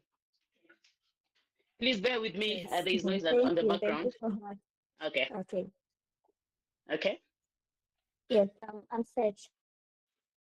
Yeah, so you start. You're coming in, right? Okay. Yes. Okay, let me just know. Okay. Okay, yeah. Here I am. Okay. Okay, you can still start and ask me what to say. Okay. Okay. I'm a bit confused. Yeah. Okay. You're welcome. You're welcome. It's good to have you here. You can just choose any seat to sit on. Okay. I think I'm comfortable here. Thank you so much. Okay. So my name is Rosette, and I'll be your counselor. And would you mind introducing yourself? So my name is, should I use Judy or should I use Mary? Mary. Sorry, I didn't hear that. Should I use Mary or should I use Judy? Any. Okay. Yes. Okay, so my name is Judy, and yeah, I really don't know why I'm here, but Okay. yeah, I just feel the need to be here, but I really don't know exactly why I am here. Yes, no problem, Judy. No problem, Judy. It's good to have you here, and I would love to just assure you that this is a very safe space, and so you should be rest assured that everything that is discussed here remains here unless it's something that would cause any risk. That's when we can go to an extent of reporting it to where it is supposed to be reported to. So I would love you to feel comfortable. Just know that you're in a very safe space. Everything we discuss will be confidential. Okay. So I acknowledge your courage to be here because whatever you're going through, summoning the courage to come here is already half the problem solved. Have you been for counseling before? I've never tried counseling, so this is my first time. I kind of feel nervous, but I hope all will just unwind, like will just unfold well. Okay, I would imagine how that could be if it's your first time. But first things first, I would love you to know what counseling is. So counseling is a helping profession, and so I'll be here to just guide you through whatever you're going through and see how we can find a solution to whatever you're going through. Okay. And so this is a consent form. I would love you to go through it, read it thoroughly before you sign it. Okay, so just go. Would you like to sign it yourself, do it yourself, or you'd like me to help you? I think I will just do it by myself, and where I find need for you, okay, I'll just let you know. No problem. So you can just go through it and just sign. Okay, everything is set. So Okay. yeah. Yes. Okay. So by you signing it, it means you've accepted for the session for us to go through with the session. So what brings you here, Judy? Um, I kind of feel anxious and I kind of feel a bit overwhelmed with some situations back home. My parents separated like 6 months ago, and it hasn't started well with me and my siblings, but especially for myself, I'm straining and also struggling, trying to navigate through the situation. And it's really taking a turn even in my studies because I kind of feel the loopholes when it comes to finances. Um, yeah, it's not like the same as before. So I don't know if I'm going to graduate. I don't know if I'm going to be done with my studies. Yeah, I'm in between. I'm torn in between. I kind of, yeah, I don't know what to do. I really don't know. I can only imagine. Yeah, I can only imagine how heavy that could be. And if at all I picked correctly, so you mentioned there was an issue between your parents 6 months ago, and it is taking a toll on you because you're feeling uncertain if you will finish your school or not. Okay. So there is one thing that I've seen, Judy. Every time you're speaking, I can see you looking up. Your especially on your right side, you're looking up. Is there anything that is connected to that? I don't think so. Maybe it's because I'm anxious. Okay. Yeah, yeah. I think it's because I'm still anxious. I'm still trying to familiarize with the place. With it. Yes. Okay. So that's very understandable. Okay. So another thing I picked also because I saw wherever you were speaking about your parents, the whatever happened between your parents, um, I felt you were a little bit uncomfortable with it whenever you're speaking about that part. So would you love to share? Are you in a position to share more about that? Yeah, I kind of feel it too because it's a bit uncomfortable for me because I never thought it will get to this point, especially seeing them since we were little to how we are right now. Um, yeah, it's got me off guard. I really thought like they will have the happy ever after, and when things took a turn, I'm still trying to wrap it all in. Okay, so Judy, just a quick one. Have you had someone to share whatever you're going through? Have you had anyone to share with? It could be a family member, a relative, or your pastor, or a friend. Have you had anyone to share with? Someone you feel comfortable to share with? Not exactly. Not Not exactly. exactly. Yeah. Okay, okay, okay. So now that you came for the counseling, which, as I said before, you really, I feel it's half of the problem solved by you summoning the courage to come here. What are the outcomes you're expecting from the therapy? As in, what, how would you see it? How would you see what will make you feel that the counseling sessions have been successful for you? What are the outcomes you're expecting? I I think first okay, first things first, I think I would love to I would love them to concentrate in the studies. That's the major part. And the rest I think will follow later. But my Okay, so the main education thing. part, Okay, so the education part, it is very much, that's the most important part for you. Okay, and yes. you said it is affected, your education is actually affected because you don't focus much and you're uncertain about your, if you will finish because of the finances. If I picked it correctly, Yeah. is that what you meant? Yes, yes. That's okay, so a quick one. Who has been paying are your parents, are you in good contact with your parents? What's the relationship right now? Um okay. We are both talking. Okay, I talked to both of them. Okay. But I kind of feel the struggles because they are not at par as previously, and I don't have like one major college like I used to go to. We were close, all of us, like we were pretty close, connected. So I kind of feel hard to ask one for something and not ask the other one. Yeah. Okay, I can imagine how that could be, how stressful that could be, because if you chose easier before and then now it's difficult, I can just imagine how that is. So so far we've realized that your education is the first priority. So the first goal, our first goal is working on how you can, as in finding some way of how you can handle the education part and get your focus back to that. Okay.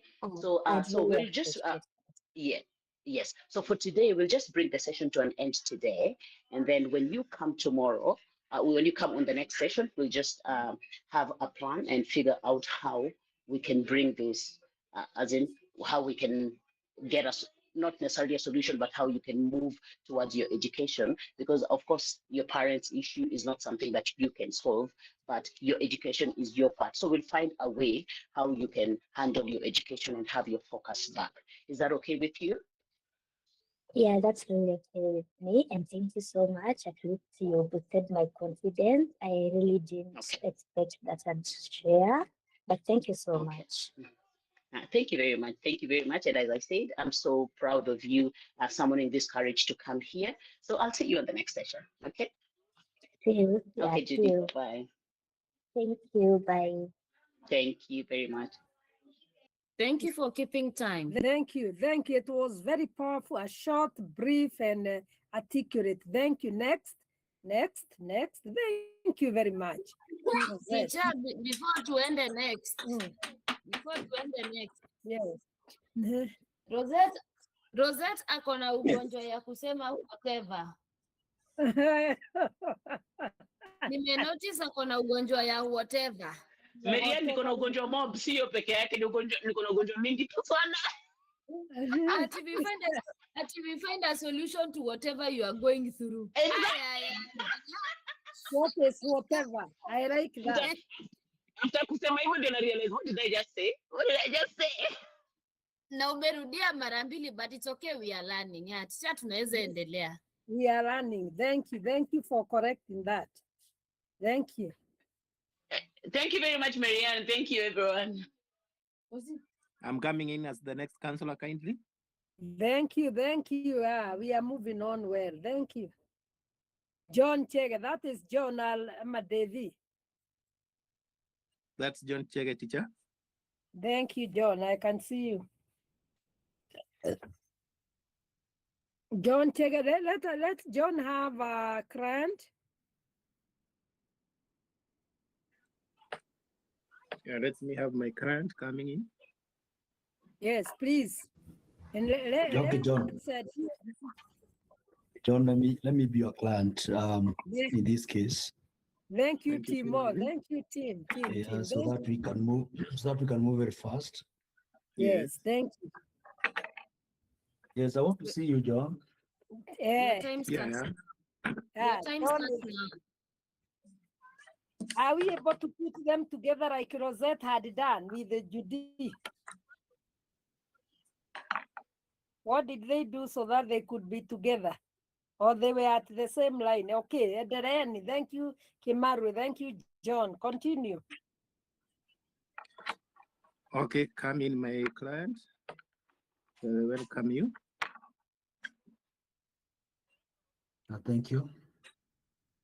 Okay, you may take the seat that finds you comfortable at your position. You have got the 2 seats. Kindly take one. Thank you. On that part, I'm John. I'm going to be a counselor, checking the process of counseling. And counseling is a process of which we are going to get helping each other for what you are going through. Much welcome. Thank you. Thank you, John. Okay, here we have got a consent form. Here it is. You may fill it kindly. You may go through it and fill And where you are not able to fill, you may ask me kindly to assist you. Can you fill the form by yourself? Yes, yes, I can. But I can see there is a question of the fees. You can see the question of fees. How do I pay? Yeah, the fees is as stated there. You pay the whole amount by you can be paying per session, or you pay all for the sessions that we shall be taking. Kindly, which is comfortable with you. Can you let me pay for this for today's session? Thank you. That's allowed. We can go now. Do I have to sign the consent form? Yes, yes. Actually, you have to sign it. Kindly sign all of it so that we'll be in good terms as we move on. Thank you. Thank you.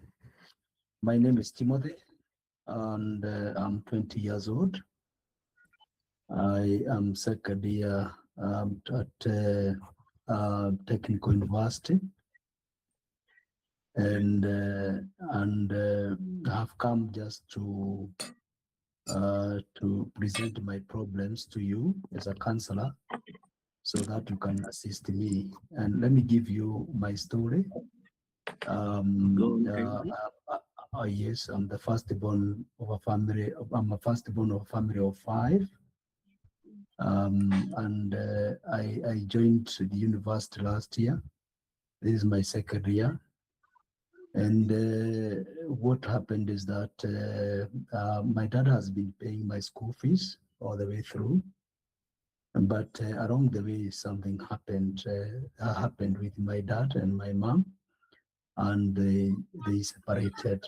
And when they separated, things started to not work for me and other siblings.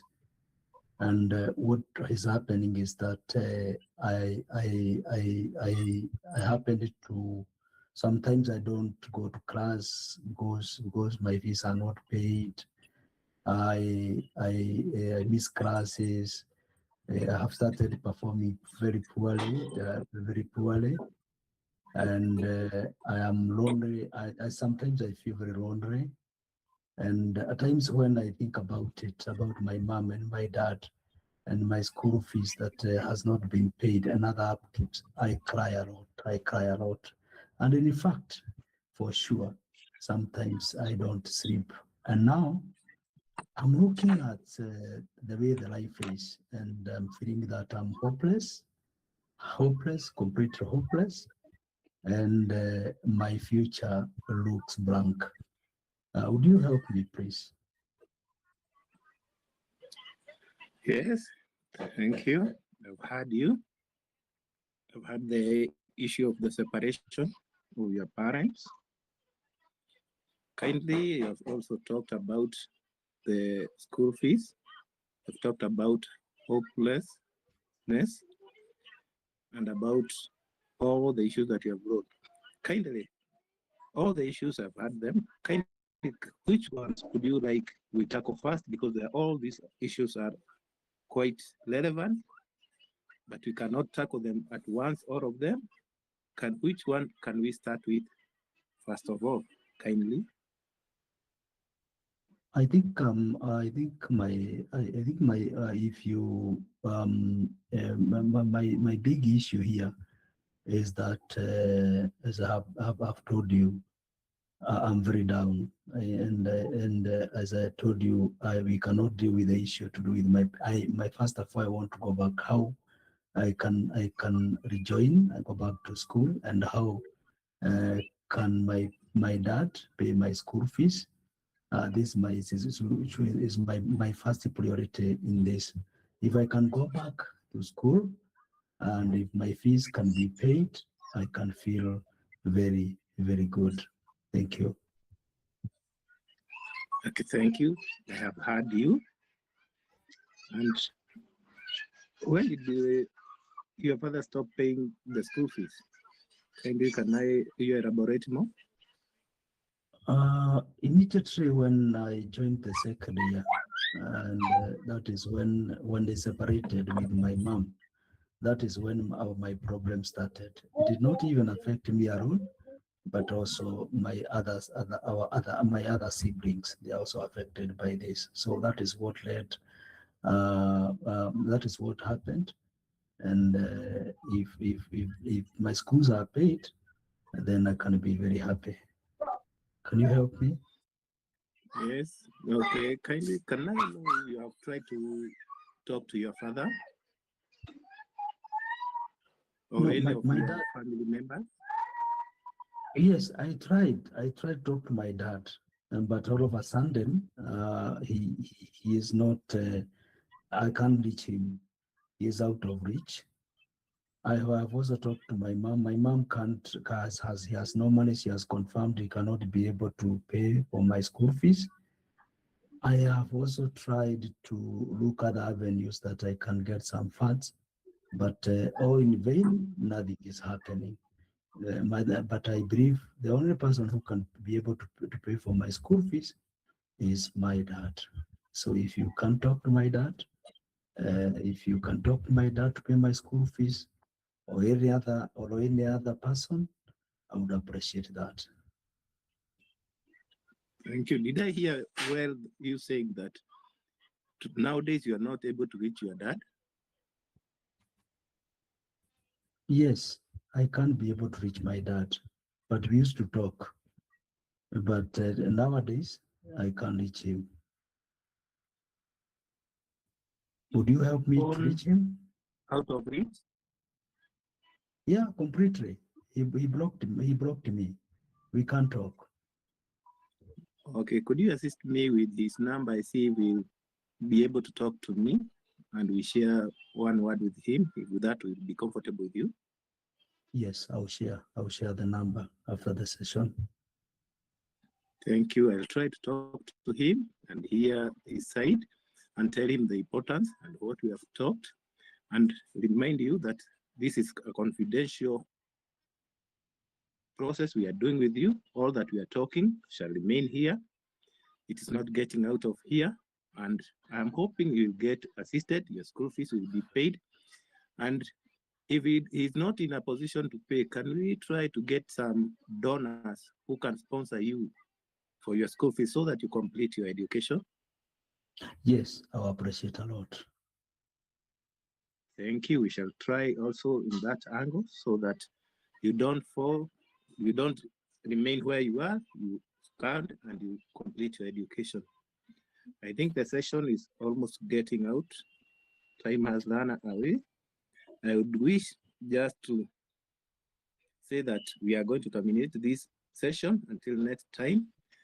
How do you feel about what we have talked about? Thank you, Counselor. I am feeling good now, and I am looking forward for that time, and I'll be very happy if my dad pays my school fees. Thank you. Yes, we shall have another session next week. Hopefully, all things will work on your side. Let's have hope. Your education will continue. Everything will be okay. And don't feel loneliness. You may talk to me at any time. I will be here for you and make a good progress for you. Thank you. And you're free to leave at your pleasure. Thank you. Thank you. Thank you. Thank you. Thank you. Thank you. John. Thank you, John. Thank you, John, for being able to prepare that session. We are still doing something. Can I hear some comments from your colleagues? Any comment? It's good to comment. You tell him where he is doing well. I want to hear from you. Please do comment, 1 or 2 people, before we proceed. So I have something to say. And Yes. I'm always... So I did not hear exploration of feelings, yeah? Yes. That's one. Number 2, there is this issue of, I've had it with several people. I can't remember who is that other person that you talked about boundaries in counseling. So if you have to tell the client that they can talk to you anytime, you have to be very specific, because you'll find that some counselors are married people. So I can call you 2 a.m. in the morning. So are you comfortable with that? So you have to lay out time that these clients can call you, because I can decide you to call anytime. Every time I feel like crying, like me right now, I just call you because you're my. So we need to lay out like information. Ndio nisianze kulia nikupigie juu umeniambia naweza kukupigia. So otherwise we are doing so well. And I believe by the end we do these mock-ups and we are heading somewhere. And then also the use of open-ended questions. I believe we are going to practice that and we are going to perfect what you are doing. Otherwise, the session was so good because I could follow up on it. Thank you. Thank you too, Maria.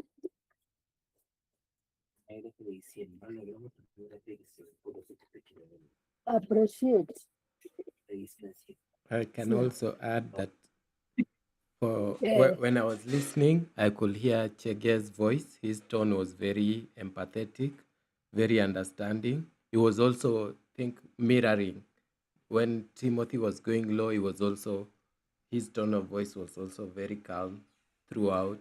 He was also using questioning. He was questioning a lot. It was very nice. He was very orderly in whatever he was doing, and he covered the pacing was very good. So I feel encouraged watching that facilitation. Thank you. Like even having the courage to take through a client through a session, it's also a plus. Thank you, Chege. Let's have next. People are really, Judy, have you been there, counselor, or not?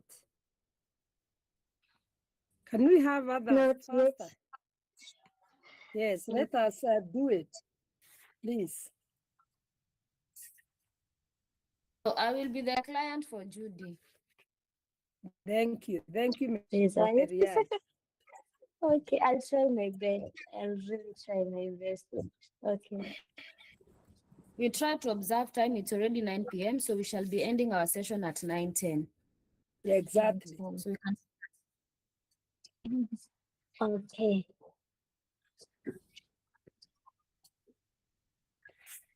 I'm all set. Marianne. Okay. Yeah, I'm all set and I'm using a laptop, so you cannot see me, but I can see you. Thank you. Okay. Okay. Okay. Hi, Marianne. My name is Judy. I'll be taking you through this session today. Kindly brief me. You can start by telling me your name and okay, sorry. Let me take you back. I have a concept form. You have to sign it for me. Is it okay you doing it by yourself or I can assist you? I can do it by myself. Thank you. Okay, then we can proceed from there. Kindly, you can take me through why you are here. Have you ever been into a counseling session before? No, actually, this is my first one. I'm really trying counseling because maybe I will find solutions of what I'm going through. Okay. I want to assure you that this is a safe space and just feel free. And everything that you're going to say, everything is confidential. And yeah, I'm all ears. You can tell me what's on your end.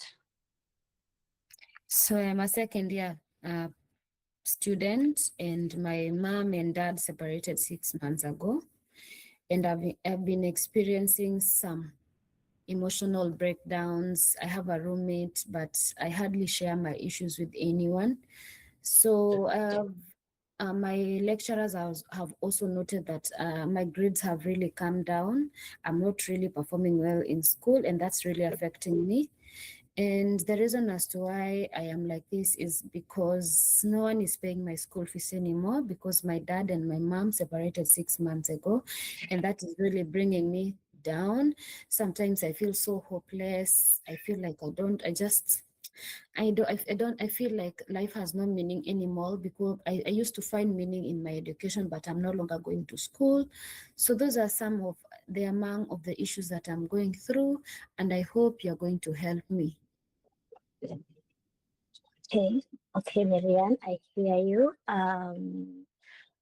Okay, in regards to your parents' separation, I'd like to ask, if you don't mind, have you spoken to anyone in the family or maybe outside family about the situation? As I stated earlier, I am a very reserved type of a person, not even my roommates. I don't share my issues with anyone. I feel safe when I don't say anything to anyone. Okay, I understand. Okay,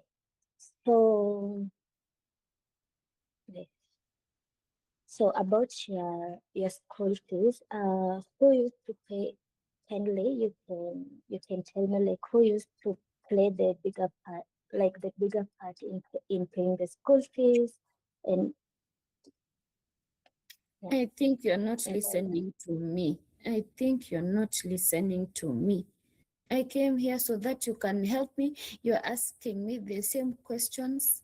I told you it's my father and it's my dad, and now you're asking me that question again. Do you know how that hurts? Do you know I want to cry? Okay, I'm really sorry about that, Marianne. Sorry about that. Okay. Hmm. Hey, teacher, I'm really sorry. I'd like to call it off a bit. I think I'm not in the best in No, you don't have to quit. You will find such kind of clients. You're doing so well, Judy. Terminated. Please, you cannot my call off the God. session. I'm the only person who can call off this session. I have not said I Terminated. want to go.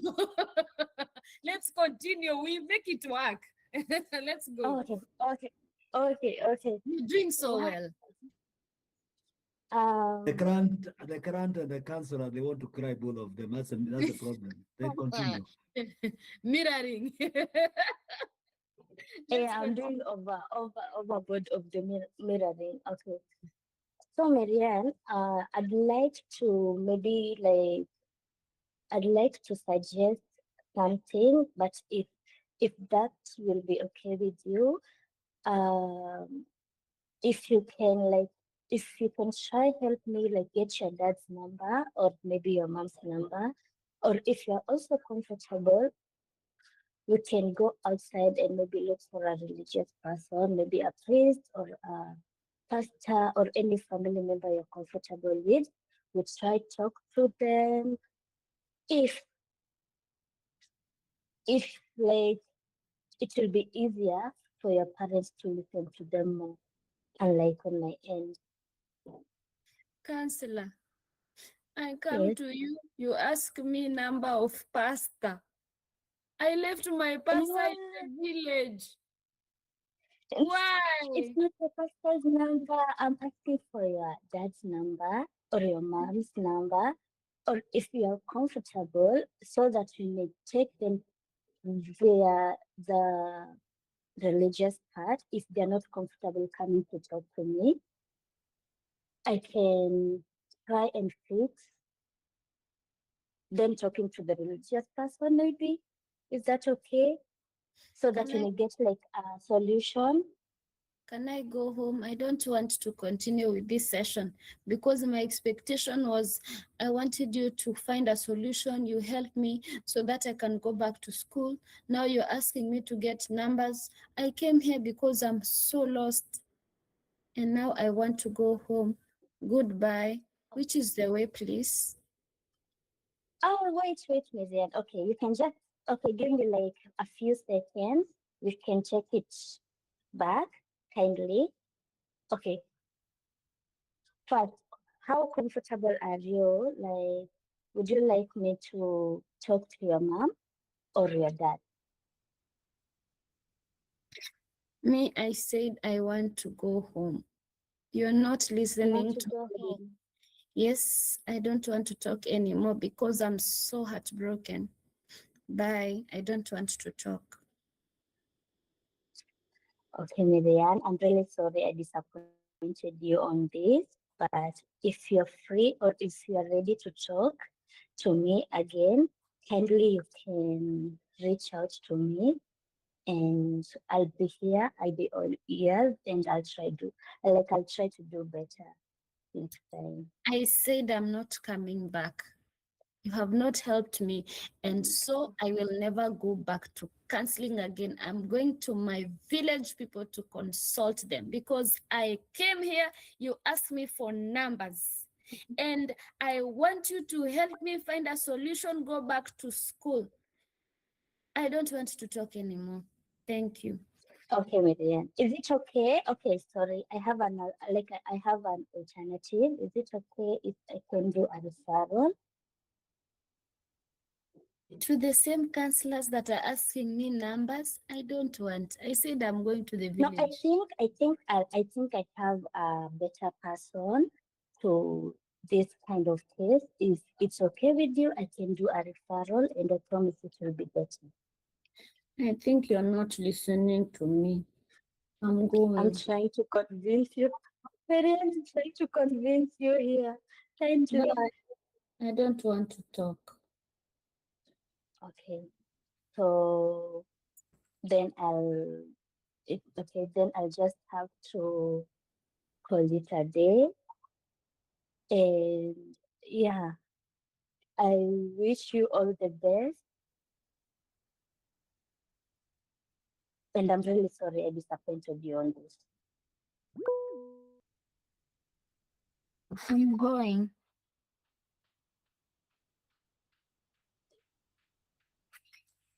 Thank you so much, Judy. That was very, very good. That one, it was really good. She has tried to be very composed, almost giving up. That's Yes. how you get into terms with a difficult client. And Marianne is giving us an example of a difficult client. That's very powerful. Thank I you. have cried on behalf of Judy. Yes. I have cried on behalf of Judy. She has a heart of steel. Thank you. Thank you. She has really tried. Thank you, Judy. Yes, I have something to tell Judy. Judy, I know it's not easy. Yeah, but please. when it's I'm not not more of a talker. I Oh my know. Lord. Yes, I know. And I believe that you're going to gain the courage because I realized when you started, body language, expression, you're touching your hair, your ears. So like you can't lose touch with the client. If you show the client that you're not confident in what you offer, then they will become manipulative. They will not even listen to you. But otherwise, overall, from the first time we started, so today you have really done so well. And I believe that you can do better. And I know you will do it. I am so excited to have done this with you because it's taking Thank you you so places. much. Yes, I just love you so much and you're going places. Thank you. Thank you. Thank you. Thank you. That's really encouraging. Yes, it's encouraging. Beginning is tough, but we can still. So even if Judy the client becomes stubborn, just continue. Never give up on a client. Even if you lose direction, just be there. Okay. Thank you so much. Timothy, you have something to say. Thank you. Thank you too. Yes, Maureen, it boiled nicely. I have enjoyed. I think even other colleagues have enjoyed. Because Marianne played a very good role, like a real client, and Jude also as a real counselor. But maybe where maybe she has kept on saying I have disappointed. I may not tell my client that I have disappointed her. Yeah, that will not come from me. So I think that one we should check that. If you tell your client I have disappointed you, then you are zero. Yes. So it's not good to tell the client I cannot tell you that I have disappointed at all. I cannot tell you that, my dear friend. Okay, what is the best term to use? Kama ni baya ni baya, ni baya. I cannot tell you that I've disappointed you. So but you have come with you have come with your problems. It is either we solve your problem or you go. Okay. Mwalimu Timothy atanifukuza. Mwalimu Timothy atanifukuza. No, but I think Judy saying that, I think maybe she would have put it as as in, I understand you feel disappointed. Not that I have disappointed you, but I understand you feel disappointed. Good. Yes, because that's how you feel. I have not. It is you who feels that way. I think it would have also, if I could also add, you see the point where Marianne said she doesn't want to talk. That could also be an opportunity to create a silence moment. Yes. It would give Marianne an opportunity to use the silence. Thank you. Yeah. Thank you. Silence. Just keeping quiet so that you hear what they have to say. Thank you. I can see your input is powerful. Also, she Good. should have me like, why do you feel I've not met your expectation? Now I'll start telling her again. We go back round in circles until I come back. I calm down. Yeah, I think that's what I would have done in my case. Because that's where you are going to explore the feelings, how she's feeling, why she's feeling the way like that. But you don't refer a person if it's the first session. I'm not like a boy, like I am catering you, so you cannot just refer me like that. I have not broken any boundaries, like, you know, like you keep pushing, you give me silent, we move like that. Thank you. You know, Mwalimu, I'd like to just add something. Switch that off. Okay. I'm sorry, guys. 1 minute there, background. Okay, you know, there is one thing, Mwalimu, I've realized. You know, sometimes you have, like, us who are in the clinic, like us who are in the clinic. So sometimes you can find yourself, you're having patients who have come, and then they come to me, I'm an admin, so we are in the reception. So she'll come, the patient will come to the admin, and sometimes what they want is not something that is possible to be done, okay? You know, sometimes, most of the time, patients will feel as if life revolves around them. But then we still have to follow, there is our ethics on our side, and there is according to, as in, this is how it's supposed to be done, our side. But most of the time, we find patients don't understand. But I've just realized I've been using the silent, but for me, I've used it many times and it works. But I never knew that it works in the aspect of, as in how now I'm understanding silence to work. Because for me, I've always used silence because I'm trying to calm myself down. You know, those ones of whatever the patient is saying, it's triggering you, and I don't want to overreact. So it's me speaking to myself, okay, Rosette, just cool down, just calm down. It's me speaking to me. So I've been observing the silence, not as a technique for the patient, but as a technique for me to calm myself down. But I've just realized it really works. Mwalimu, let me something. Thank you.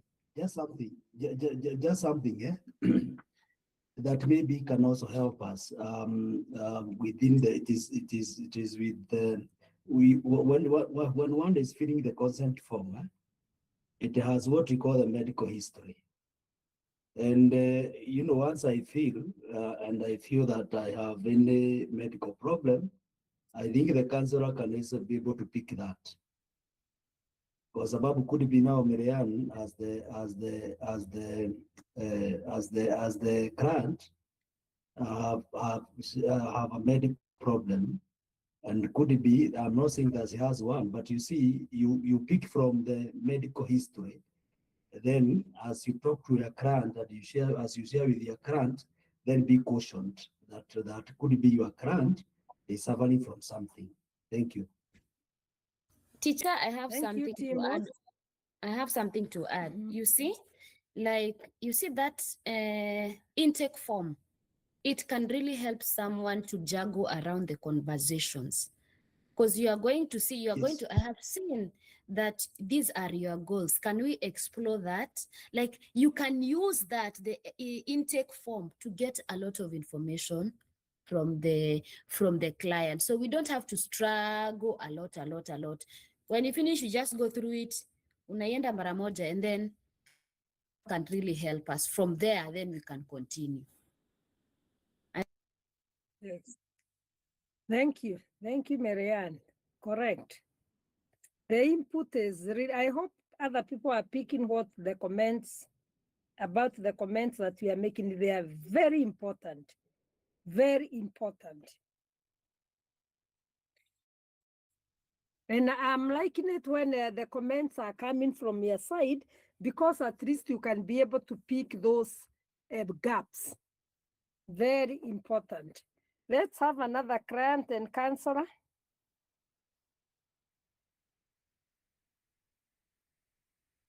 I'll be the counselor. I'll be the client. Thank Let's you. go. Marianne, hapana. Okay, Marianne, please. No. Hapana, Please, tunasonga telling her, Marianne, no, please. No, Marianne. Yay. Sawa, mtu mwingine akupe client. Jitolea nataka tusonge.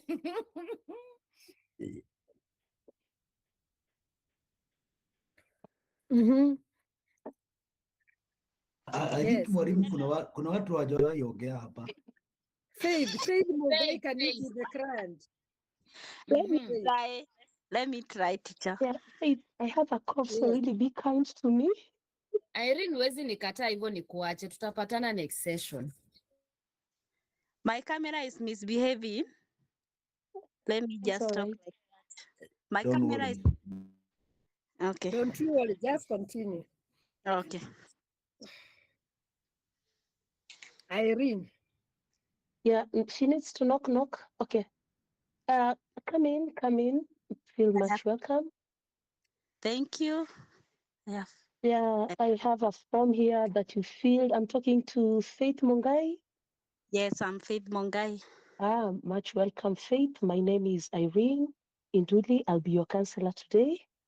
Please feel free to choose a seat you would want to sit on. Feel comfortable wherever you feel comfortable to sit, so that we can start our interaction today. Let me sit this next to you that look like yours. Oh, very much welcome, very much welcome, because indeed we are here as partners, so feel very much welcome. So I've seen you've signed the consent. Thank you so much, Faith. So please tell me more about Faith. What has brought you here today? My name is Faith. I'm 20 years old. I'm 20 years old, first year university student. Yes, I am a high performer. I am a high performer, but my lecturers have noticed my low performance and misses classes oftenly. Yes. You actually look like a high performer, and congratulations for making it to university. So Faith, what is making you lose track in your education, dropping in your performance to the point of the lecturers noticing? Please tell me more about it. I'm going through a lot. My parents separated 6 months ago. I'm going through finances problem. That what has made me even to my performance to drop.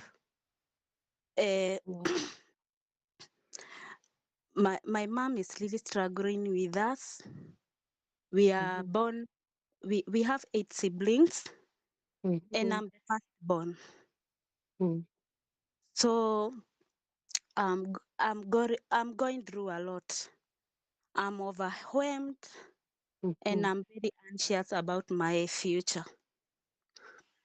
I can actually even hear it from your voice, and indeed it sounds to be a lot of weight you're carrying, considering the situation at home.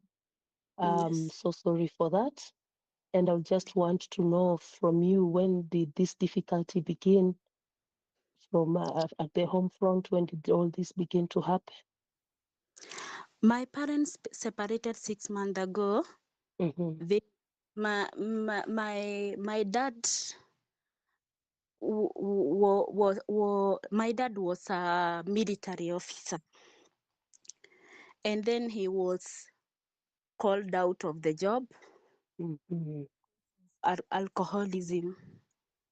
And my mother is a businesswoman. So after that shaky life, that's when they started violent in the house, and then at the end separated 6 months ago. Oh, yeah, that's quite a lot. I understand. I can imagine the instability that it causes seeing all that violence. So Yes. currently you're just living with your mom, or you're living with your dad? Where do you stay, with your mom or your dad? I live with my mom. And the rest of your siblings are there with you? Yeah, we are all there. Do you stay at home? You stay in the university premises? I stay in the university premises in the All hostel. right. You stay in the hostel. So as we speak, you're currently in school. Yes. All right.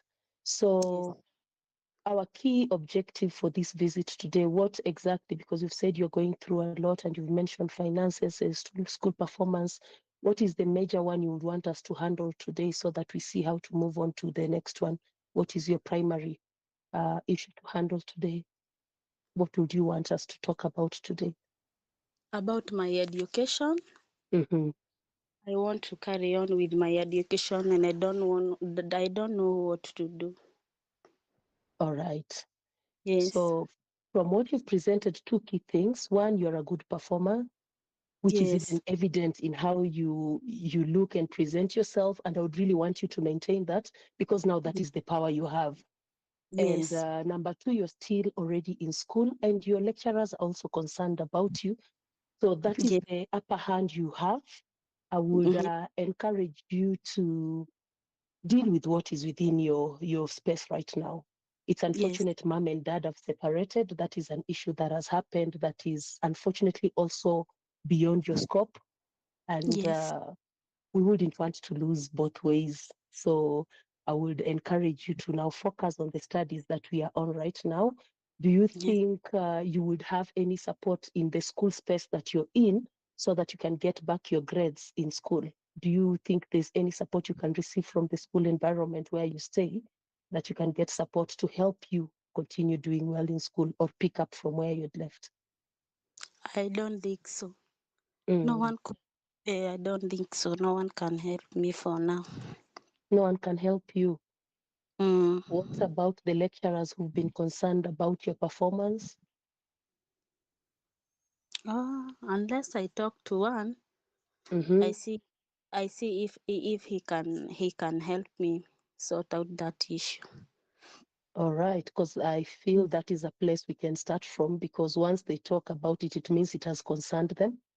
So, Yes. and you can also just explore with them, because they're your subject teachers, how best you can get back on track with your studies. And Yes. then in terms of the other weights, you're saying you have a lot you're carrying in your mind. I'll just encourage you to write down. You can write down the feelings you're having today. I'm feeling happy. Note down all the feelings. If you're happy, if you're sad, if you feel like crying, let out those emotions, because that is also part of the journey of Yes. getting through with the emotions. So managing Yes. the emotions through, we call it journaling, or even you Mm-hmm. can do a voice recording if speaking is what you want to help you let out those feelings. Or if you Yes. have something you'd want to speak to mom or dad, you can Yes. assume they're seated next to you on a chair and just talk those feelings out to them to help you release those feelings. And then about your education, you can talk to your lecturer, the one that you feel you can easily approach, and request for their support in getting back on track with your performance, because you're a high performer and you have great potential. And this is the power that you have to make a difference in your life and the life of your siblings. Thank you. Thank you. I ha- Thank you yes, so please. much. Thank you so much, Eileen. I look Mhm. for a lecturer so that she can help me, and then Yes. I'll sit down with my parent so that Mhm. we can air those we can air those issue out. Oh, you can sit. Is she or he available to sit with? You can meet mom or dad and talk to them about these feelings. Yes, we can sit with my mother. Beautiful. That is even much better. That is even much better. So just talk to mom about it. I'm sure she will be able to support you. But now you'll give me feedback in our next session to see how that went, so that we can now get into the next steps and see how best we can handle the matter and make life better for you and even for mom and your siblings. Thank you so much. How was the session? Was it helpful? Do you feel any better than how you came in? Yes, I have feel better. The way I have come up, I have regained a lot, and I'm looking forward for the next session of the class. That is beautiful. Thank you so much. I look forward to seeing you and apply what you've discussed, and then we can discuss that in our next session and see how to move on from there. Thank you so much, Faith. Thank you You are too. welcome again another time. Thank you. Have a good evening. Good evening too. Thank you. Thank you for observing time. Very powerful session. Hiyo session iko Irene uko chojo. Irene, which theory did you use, Irene?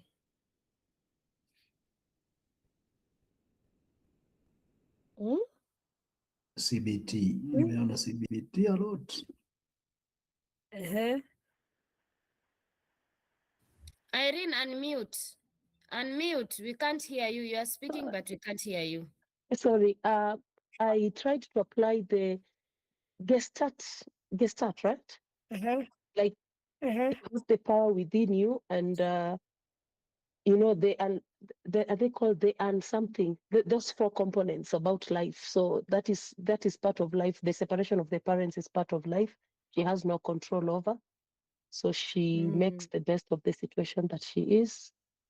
And then the cognitive behavior. CBT. CBT. Thank you. Thank you. That was powerful. Let us clap for Irene Iduri. Okay. Irene, why did you refuse me now?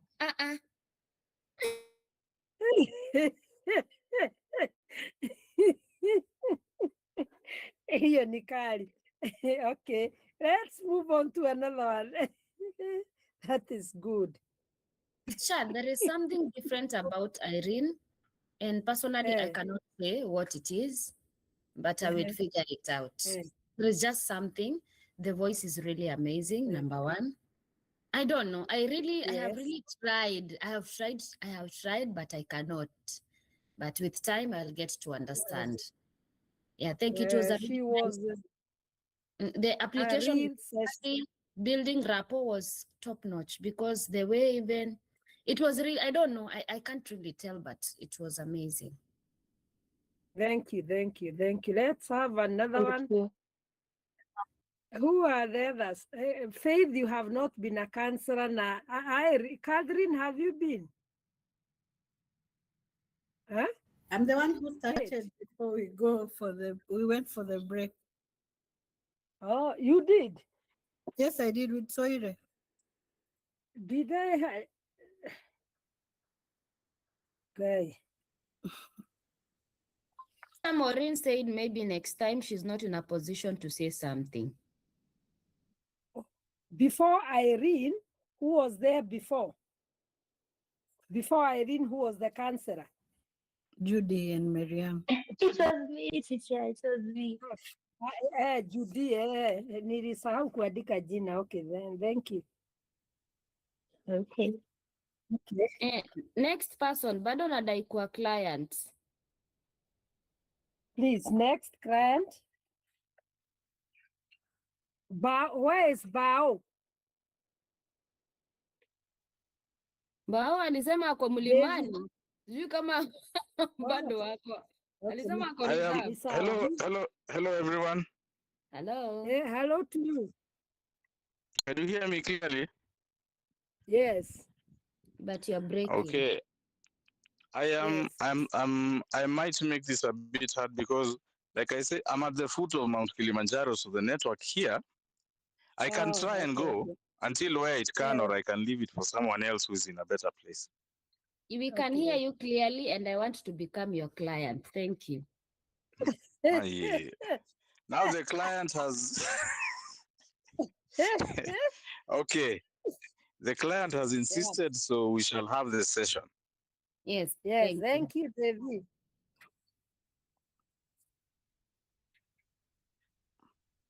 We have 10 minutes. I am okay. I will try and make it very short. Okay. But you will forgive me. I cannot, even if I turned on my camera, you will not see me because we are out camping. So it's okay. It's okay. Santini, please understand. Okay. We will. All right. Okay. So here we go. Welcome, Marianne. Thank you so much for turning up. Just your attendance shows that you really have you really want to make your life better, because if you made time to come, then already I can see that you want to develop and empower yourself. So thank you. Karibu sana to this session. I would first just like to make it very clear that in these sessions, we keep them very confidential, and anything you say will remain here, unless there's only one option opening that whatever you tell me, I cannot keep it secret, confidential. It's if we have a case of either self-harm or harm to others. So, but I would still like to encourage you that this is a very safe place. Please feel free to be as raw as you can with your feelings without fearing any criticism from myself. So, karibu sana again. Finally, there's a form I have here with me. Kindly please fill it. It is a consent form. Just in a summary, it is just a form indicating that you give me consent to be your counselor. And what it does, it shows the part of your these responsibilities that are on your end and mine, and therefore, I think we can begin, unless you have a question. But attached to it is also another form, which you can just be ticking, just for details of yourself and how you're feeling. Any questions about that, Marianne? I don't have a question, but I have a problem with the receptionist. I came there. Oh my goodness. I asked her. Yes. I needed a pay bill so that I can pay, but she just looked at me with big eyes. I don't know if that's how you look at people here. And I'm very frustrated as we start. I apologize for that, but we happen to have our reception who is created like that. So she does not mean anything with her big eyes. That is just how she looks. So, and the reason why she did not accept any payment is because it is our policy that payments are made after the session. So please bear with us. Okay, now I understand. So the reason Thank you very much. The reason I came is because I'm having so many issues and I don't know where to start. My mom and my dad separated. My dad supported us financially. I'm a student as we talk, and the school doesn't want me in the premises anymore because my dad has not settled the school fees for term 1 and term 2 second year. So I've really tried to even do some biasharas here around in school, but the money is not, I've not been able to raise enough money. So it's being stressful and it's making me to become so hopeless because all the efforts that I'm trying, they're really not making, there is no fruits for what I'm really trying. And then my lecturers have stated that my performance is wanting. I'm not performing so well in school. Although I have a roommate, she doesn't want me also in the room because we have to share the money for the hostel. So I've not paid anything. I'm so frustrated and I want to go back to school. I want to become that top performer that I used to be. So I don't know. My mom, she's just a stay-at-home mom, and she did not do anything. I just see her sitting there. My brothers are just there, hopeless. And I don't know what my father is thinking about my education, because so far we don't communicate and I don't know what to do. I am stranded. Oh my, Mary, I hear you, and I would like to let you know that that is one situation which actually comes out very heavy, and you seem to be under a lot of heavy burden. I can only imagine what you must be going through. Um, any person with the number of issues that I've had you mention can easily bulk under the heaviness. That must be really hard what you're going through. If I picked correctly, and correct me if I'm wrong, I think I picked a few of the big issues that you have are number one, that your parents separated, and that has left you off balance emotionally, and you're feeling a bit, not even a bit, I think it's really dragged you down. And if I can say, I can only imagine how that must feel. And the other big issue, if I picked correctly, is I heard you say that this has also led to affecting your studies, because number one, just the concentration that you have has been taken away. But also the bigger issue, the last one that I picked, is that the funding for that same education has been hampered by that situation of your parents. Please tell me more, because I would like to hear how this makes you feel. It makes me feel anxious, frustrated at the same time. I feel so angry because my teachers do not want to understand that I'm not the one who pays for my school fees, is my dad. I feel so angry because I've really tried to make ends meet, even sell some candies around around the campus, but still make a little money, and they're not trying to see my efforts of me raising the school fees. My roommate is very selfish. I don't know if that's the word to describe her, because I'm trying to explain to her she should give me more time so that I can at least raise money, at least 1,500. I am so frustrated. That was a small money when my father was around. I don't know what to do anymore. I cannot stay in the hostel. I cannot go at home. There is no happiness, only sorrows. I don't know what to do. How can you help me? Number one, I am here so that we can talk and explore the situation you have found yourself in. We can see how to find ways to navigate and find you at a better place. But we are in this, and I am sure we are going together. We are going to find the right path to follow. So I'm beginning with your first, because the three issues, I I tend to look at them and see like they're all attached to each other, because the separation is causing you anxiety and also making you emotionally imbalanced and affecting your studies. And the same separation is also giving you anxiety about your funding for your education. So, and this is also making you be not comfortable staying in the socials and just wanting to be by yourself. Please tell me more about about how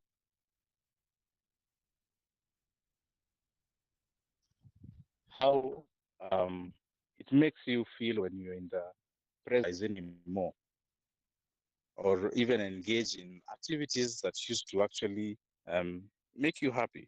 Please tell me more. I would like to hear about that. Activities? I don't like activities. I just love sleeping in my room. You just like sleeping in your room.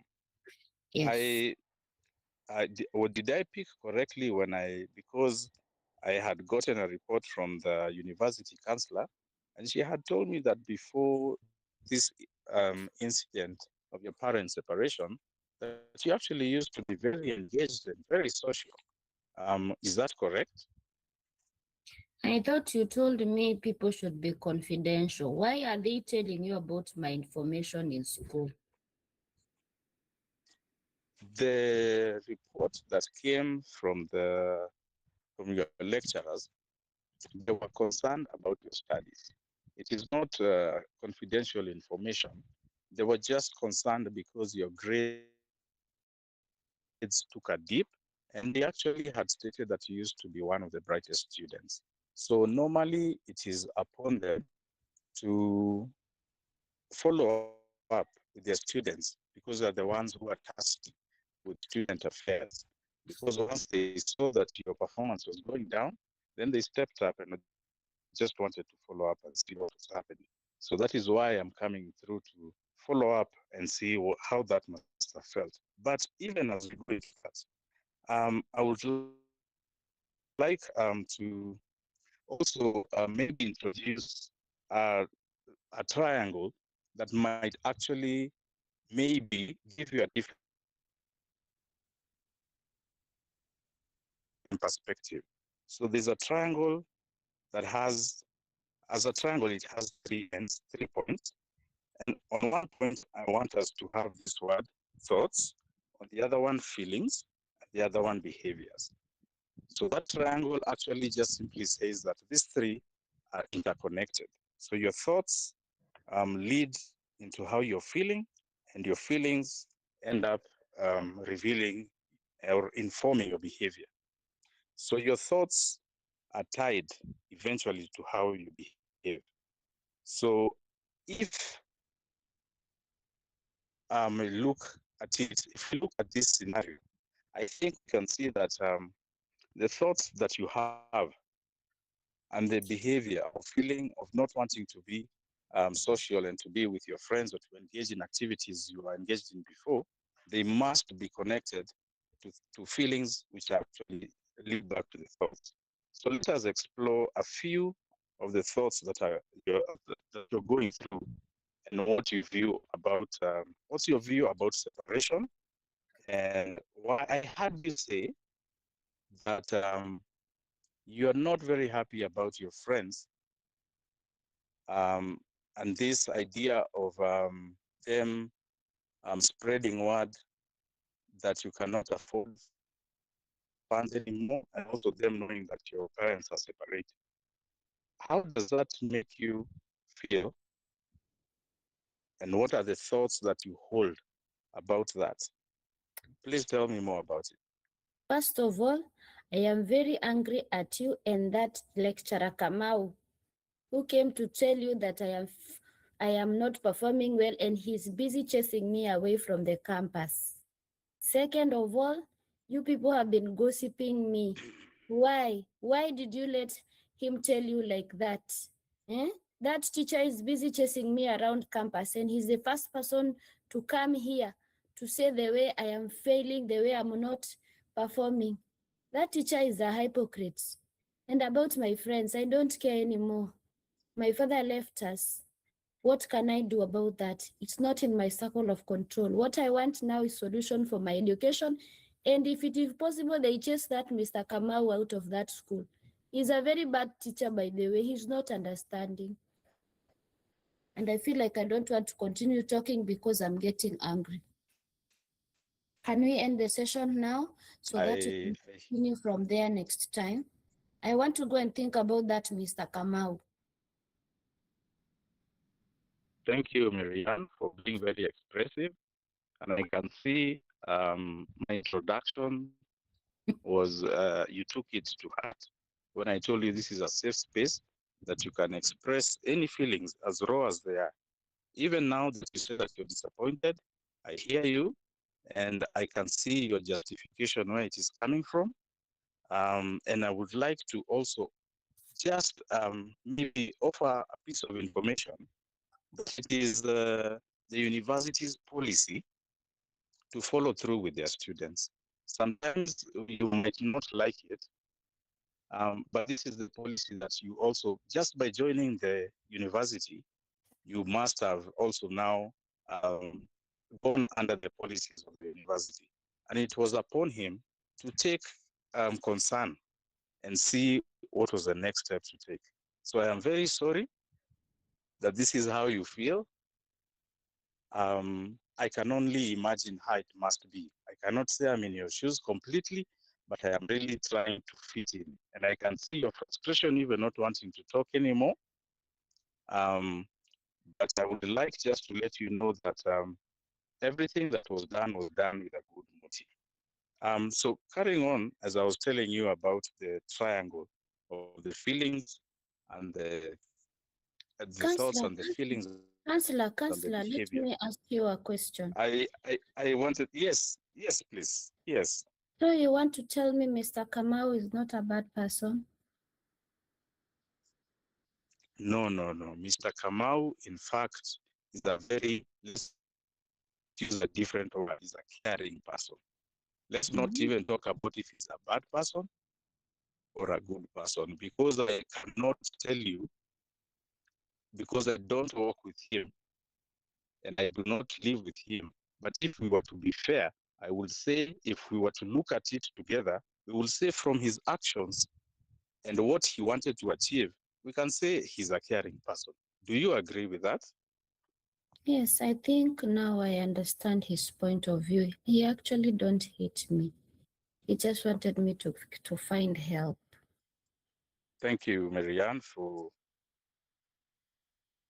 thank you for being open-minded. So carrying on, because the issues are a bit, as I mentioned, there are 3 issues and we cannot tackle all of them at once in this one session. I was just trying to pick up on the first one, which was your thoughts about the separation. And I was trying to see how we can navigate and get to a better place where you are more empowered and have more choices to see from different perspectives. So now that your mom and your dad separated, I think that is one of the things in life that are out of your control. There are many things in life that are out of our control. And I think as a child, this is one of them. And if there's separation, then yes, please go ahead. Please go ahead, Marianne. Let's talk about it next time. I feel like I am so tired and I want to drink a glass of water. I hear you and I respect your decision.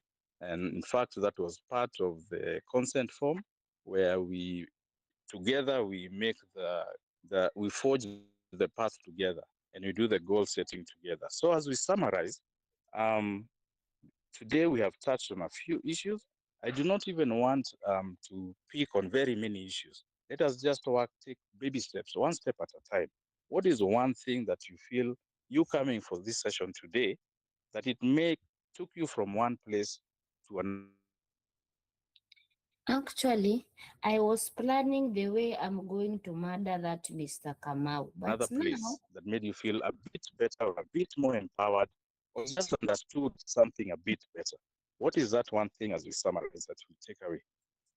I wanted to do something bad to Mr. I didn't get you very well. Please come on. I'm saying, you know, the way Mr. Kamau had frustrated me, I was planning to murder him. I was planning to do something big, but now I understand that he doesn't actually hate me. So I think that one I'm going to take it home and go think about it. And actually, we are going to be friends from now henceforth. And now I beg to leave. Thank you very much for coming in for the session. As you go, because this will call for a few more sessions. So maybe as part of the things you can do before we meet again is you can make a journal about your feelings. This is one of the ways you can reflect better and just have a better perspective about what is going on. If you do that journal and carry it with you next time and be thinking about it, we can meet in the next 2 weeks and pick up from where we stopped. Thank you so much. Thank you for coming in today. Time is over. Time is over. We have taken a lot of time. Thank you. Okay. Super. Okay.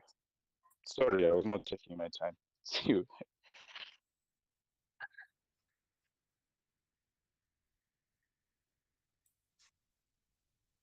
Teacher, back to you.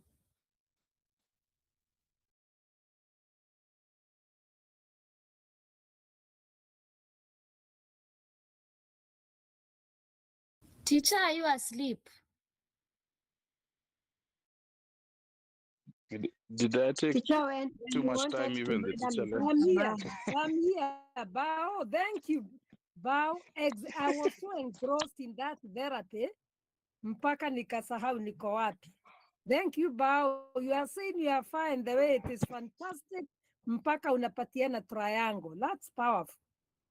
How did you find it? The other people? Thank you. Sijarara niko hapa kwa kiti.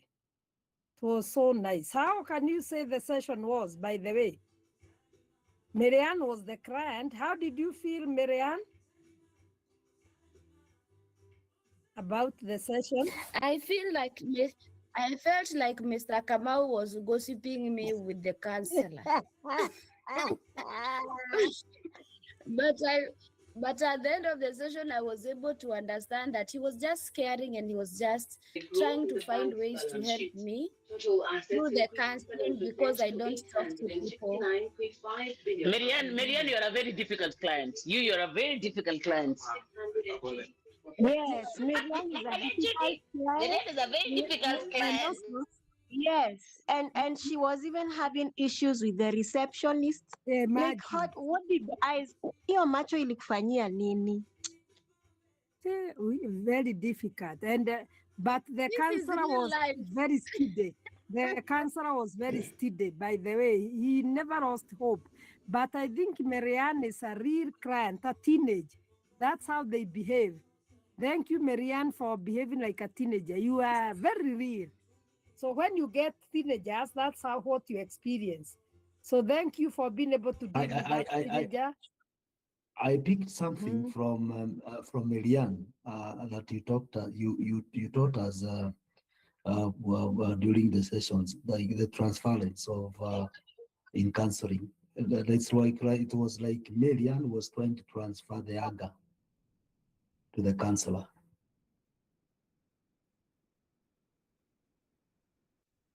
Transference. Thank you, Kimaru. Transference, yes. Transferring the anger, sure. Yes. Devi became the target. Devi became the, thank you, Kimaru, you are very keen. There was a lot of transference. Yeah. Now, where are we? Who has not been able to do it and time is over? We are at 10 o'clock. Who has not been able to do it? Karare, Imani, you haven't, eh? Yes, I haven't. Who else? Who else in the house has not been able to do the counselor? Maureen is not around. Maureen, are you in? No, she said she maybe next time. Nani, Karale, very fast. We give you only 10 minutes. You do it. Who will be your client? Wajiko Kimaku, have you done? Wajiko. Not yet. So we have Karale, Imani, Kimaku. Who else?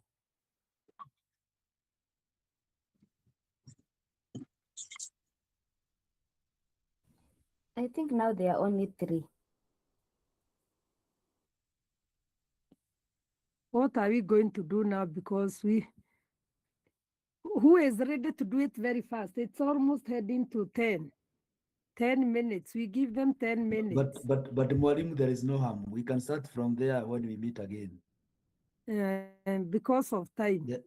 Yeah, there's no harm. We this thing is continuous. We can start from there. It is true. It is true. We can start from there. Kemaru, that is perfect. Teacher, You told me you got. Teacher, then pair us so that by the time it's not next week we are meeting, yeah. So then pair us so that maybe we can find our own time, maybe practice the same case study together, and we get to learn more, and then maybe record. Maybe by the time we are coming back, we have also mastered the art of using the questions and stuff like that. Like you want to be in a group of how many? Maybe two. How many are we? Two. Yeah, two will be okay. Then you do together. I think I like that. Rosette, you are the class rep. Are you able to pair your people? Rosette? Don't give me Are you? Marianne. Me, I want Soire. Me, I want Soire. Soire is mine. Why in particular talking about Sweden? Since You yesterday can't it's about harass Sweden. me. What is that? You can't keep harassing me, Marianne. As a father, as a dad, is I'm concerned. But No, I accept the not challenge. as a counselor. I accept the challenge. Soire and me. Nimekubali challenge. Soire finish. Okay. Now that Marianne will be with Soire, so for the other people, let's help each other. I'll just go to the group and check our names like that, and then I'll just pair. It. But at least all of us are safe. Marianne is with Soire, so we are good to go. Yeah, so I'll just pair it in the WhatsApp group, and then we'll know from there. Okay, thank you. Exactly. Pair them. Just Okay. pair them. Yes. No. Okay, then. Look at sorry, Rosette. Look at Yes. look at his concern, which is also very. Yes, I'm looking. I'm checking it. I'm checking it. So I'll read it. Yeah, he says we should grow. Wait. What's happening? My phone. Just 1 minute. I want to read it. We should be groups of 4, so we have 2 people observe then switch. Okay, that makes sense. That makes sense. Yes. It is making a lot of sense. Yes. Remember, there was a time teacher said we need to have a session with the client, and so that you can record yourselves, and then so that you can know how you. But groups of 4 is not bad, but you can start with 2, then go to 4, because you also need the recordings when you're having a one-on-one client. What do you think?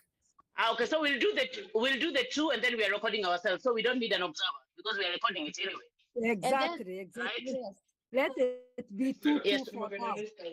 We said 2. Okay, so what I'll do, okay, so now we are sure Marianne is with Soire, and then the rest, I'll just put the names and just pair them. Please bear with me, I'll just put it randomly. So I'll just put it on the WhatsApp group, and then we proceed from there. Okay? Yes. Okay, sawa basi mwalimu. Yes, that is okay. Thank you very much. And as Marianne is suggesting, so that this practice continues. So once we do our therapies and record, then for now we can be doing it on our own. At least the groupings are very, very important. In fact, I have another class. They are saying they have a discussion here on the wall. They set time like 2 hours, then they discuss. So you can still set. Once we are through with our practice and we record 2, we can make it 4 now, where people will be having a question, discuss. When we come here, we brainstorm. It will be very nice. And going forward, it can even move, even if you have other trainers. Very, very important. There's something that should not stop. They should be continuous, whether the trainers are changing or not. So next week, we shall not. Yes? Usitutoke.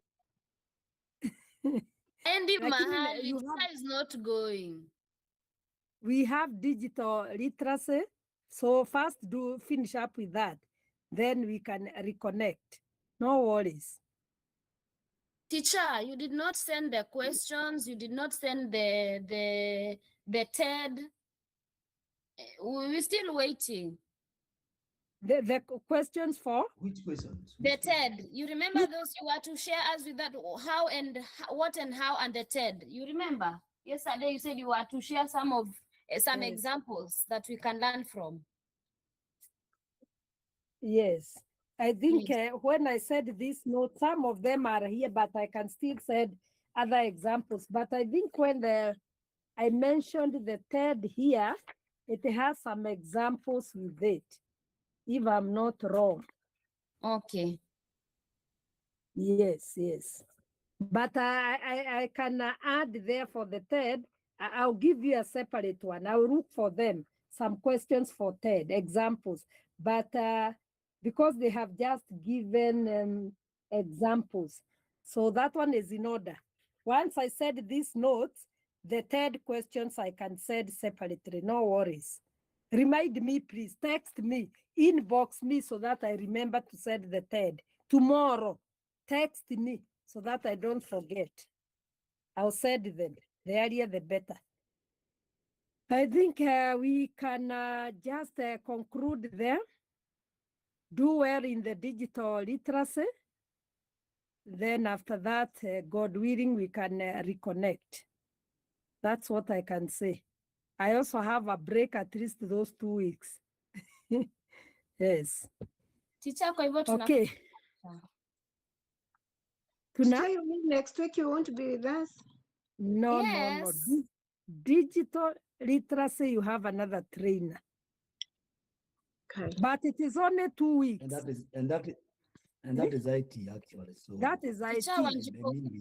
Teacher Wanjiko is is raising her hand. Yes, Wajiko Kemaku, yes. No, that is a Wajiko. raised hand ya kitambo. It was when you were asking who has not been a counselor. Well, no worries. So now Kimaru is talking about IT. IT, let it be taken by experts in that field. Let me take the core units for counseling. Okay, and so I think the concern here is that you don't run away. In fact, after the digital literacy, you are coming back.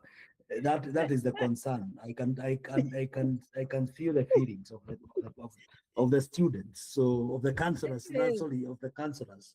So okay. Don't run away. You come for you. No, Emmanuel cannot take her from us.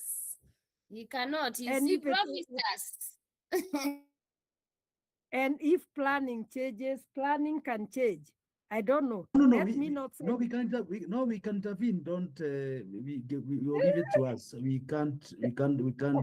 In fact, remember when we started, how low we were. Okay, that's so I get you. Yes, in fact. Mwalimu, your laughter is suspicious. Mwalimu, your laughter is suspicious. Your laughter is suspicious. No, my dear, no. Don't follow that route. Rosette, I know nothing. Yes? The only thing, okay. I have nothing, my dear. I would tell you. I have nothing. Just to do the digital literacy. Then the head of training will come back to us. It's okay. Teacher. Yes. I'll lead the demonstration. We are in a demonstrating regime. So if anything wrong happens, we will demonstrate. That will be the organizer. And we will walk all over shouting your name. Apana jaribu. Actually, we cannot allow to go back to where we were. We have made a great milestone ahead. Sure, we are not ready to go back. Yeah. We are soldiering on. I agree with my classmates. Your boss is that we retain you, so we will mention your name. It is okay. Let us first deal with the digital literacy. We cross the bridge when we arrive there. There is nothing to worry. For me, I'm okay. Because I don't teach digital literacy, even in other classes. We shall reconnect. Even I have another class, they are doing digital literacy, they will do with another trainer. Then after that, we come back. No worries. Yes. I can hear you.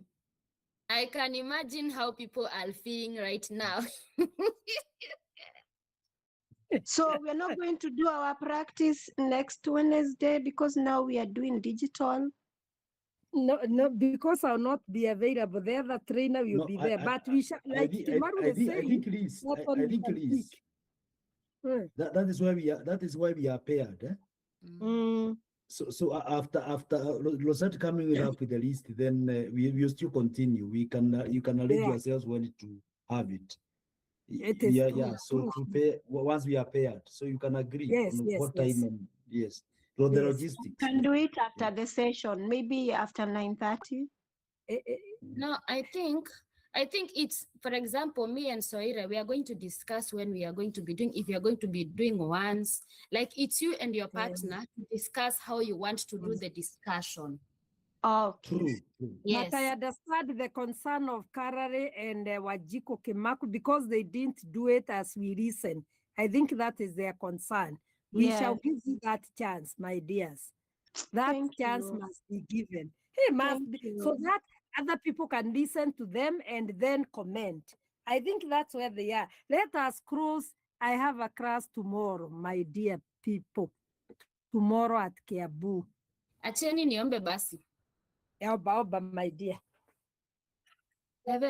Heavenly Father, we want to thank you this night. We want to thank you for your love, grace, and mercy. Indeed, this class has been very fruitful, and we are happy for the ending of the session.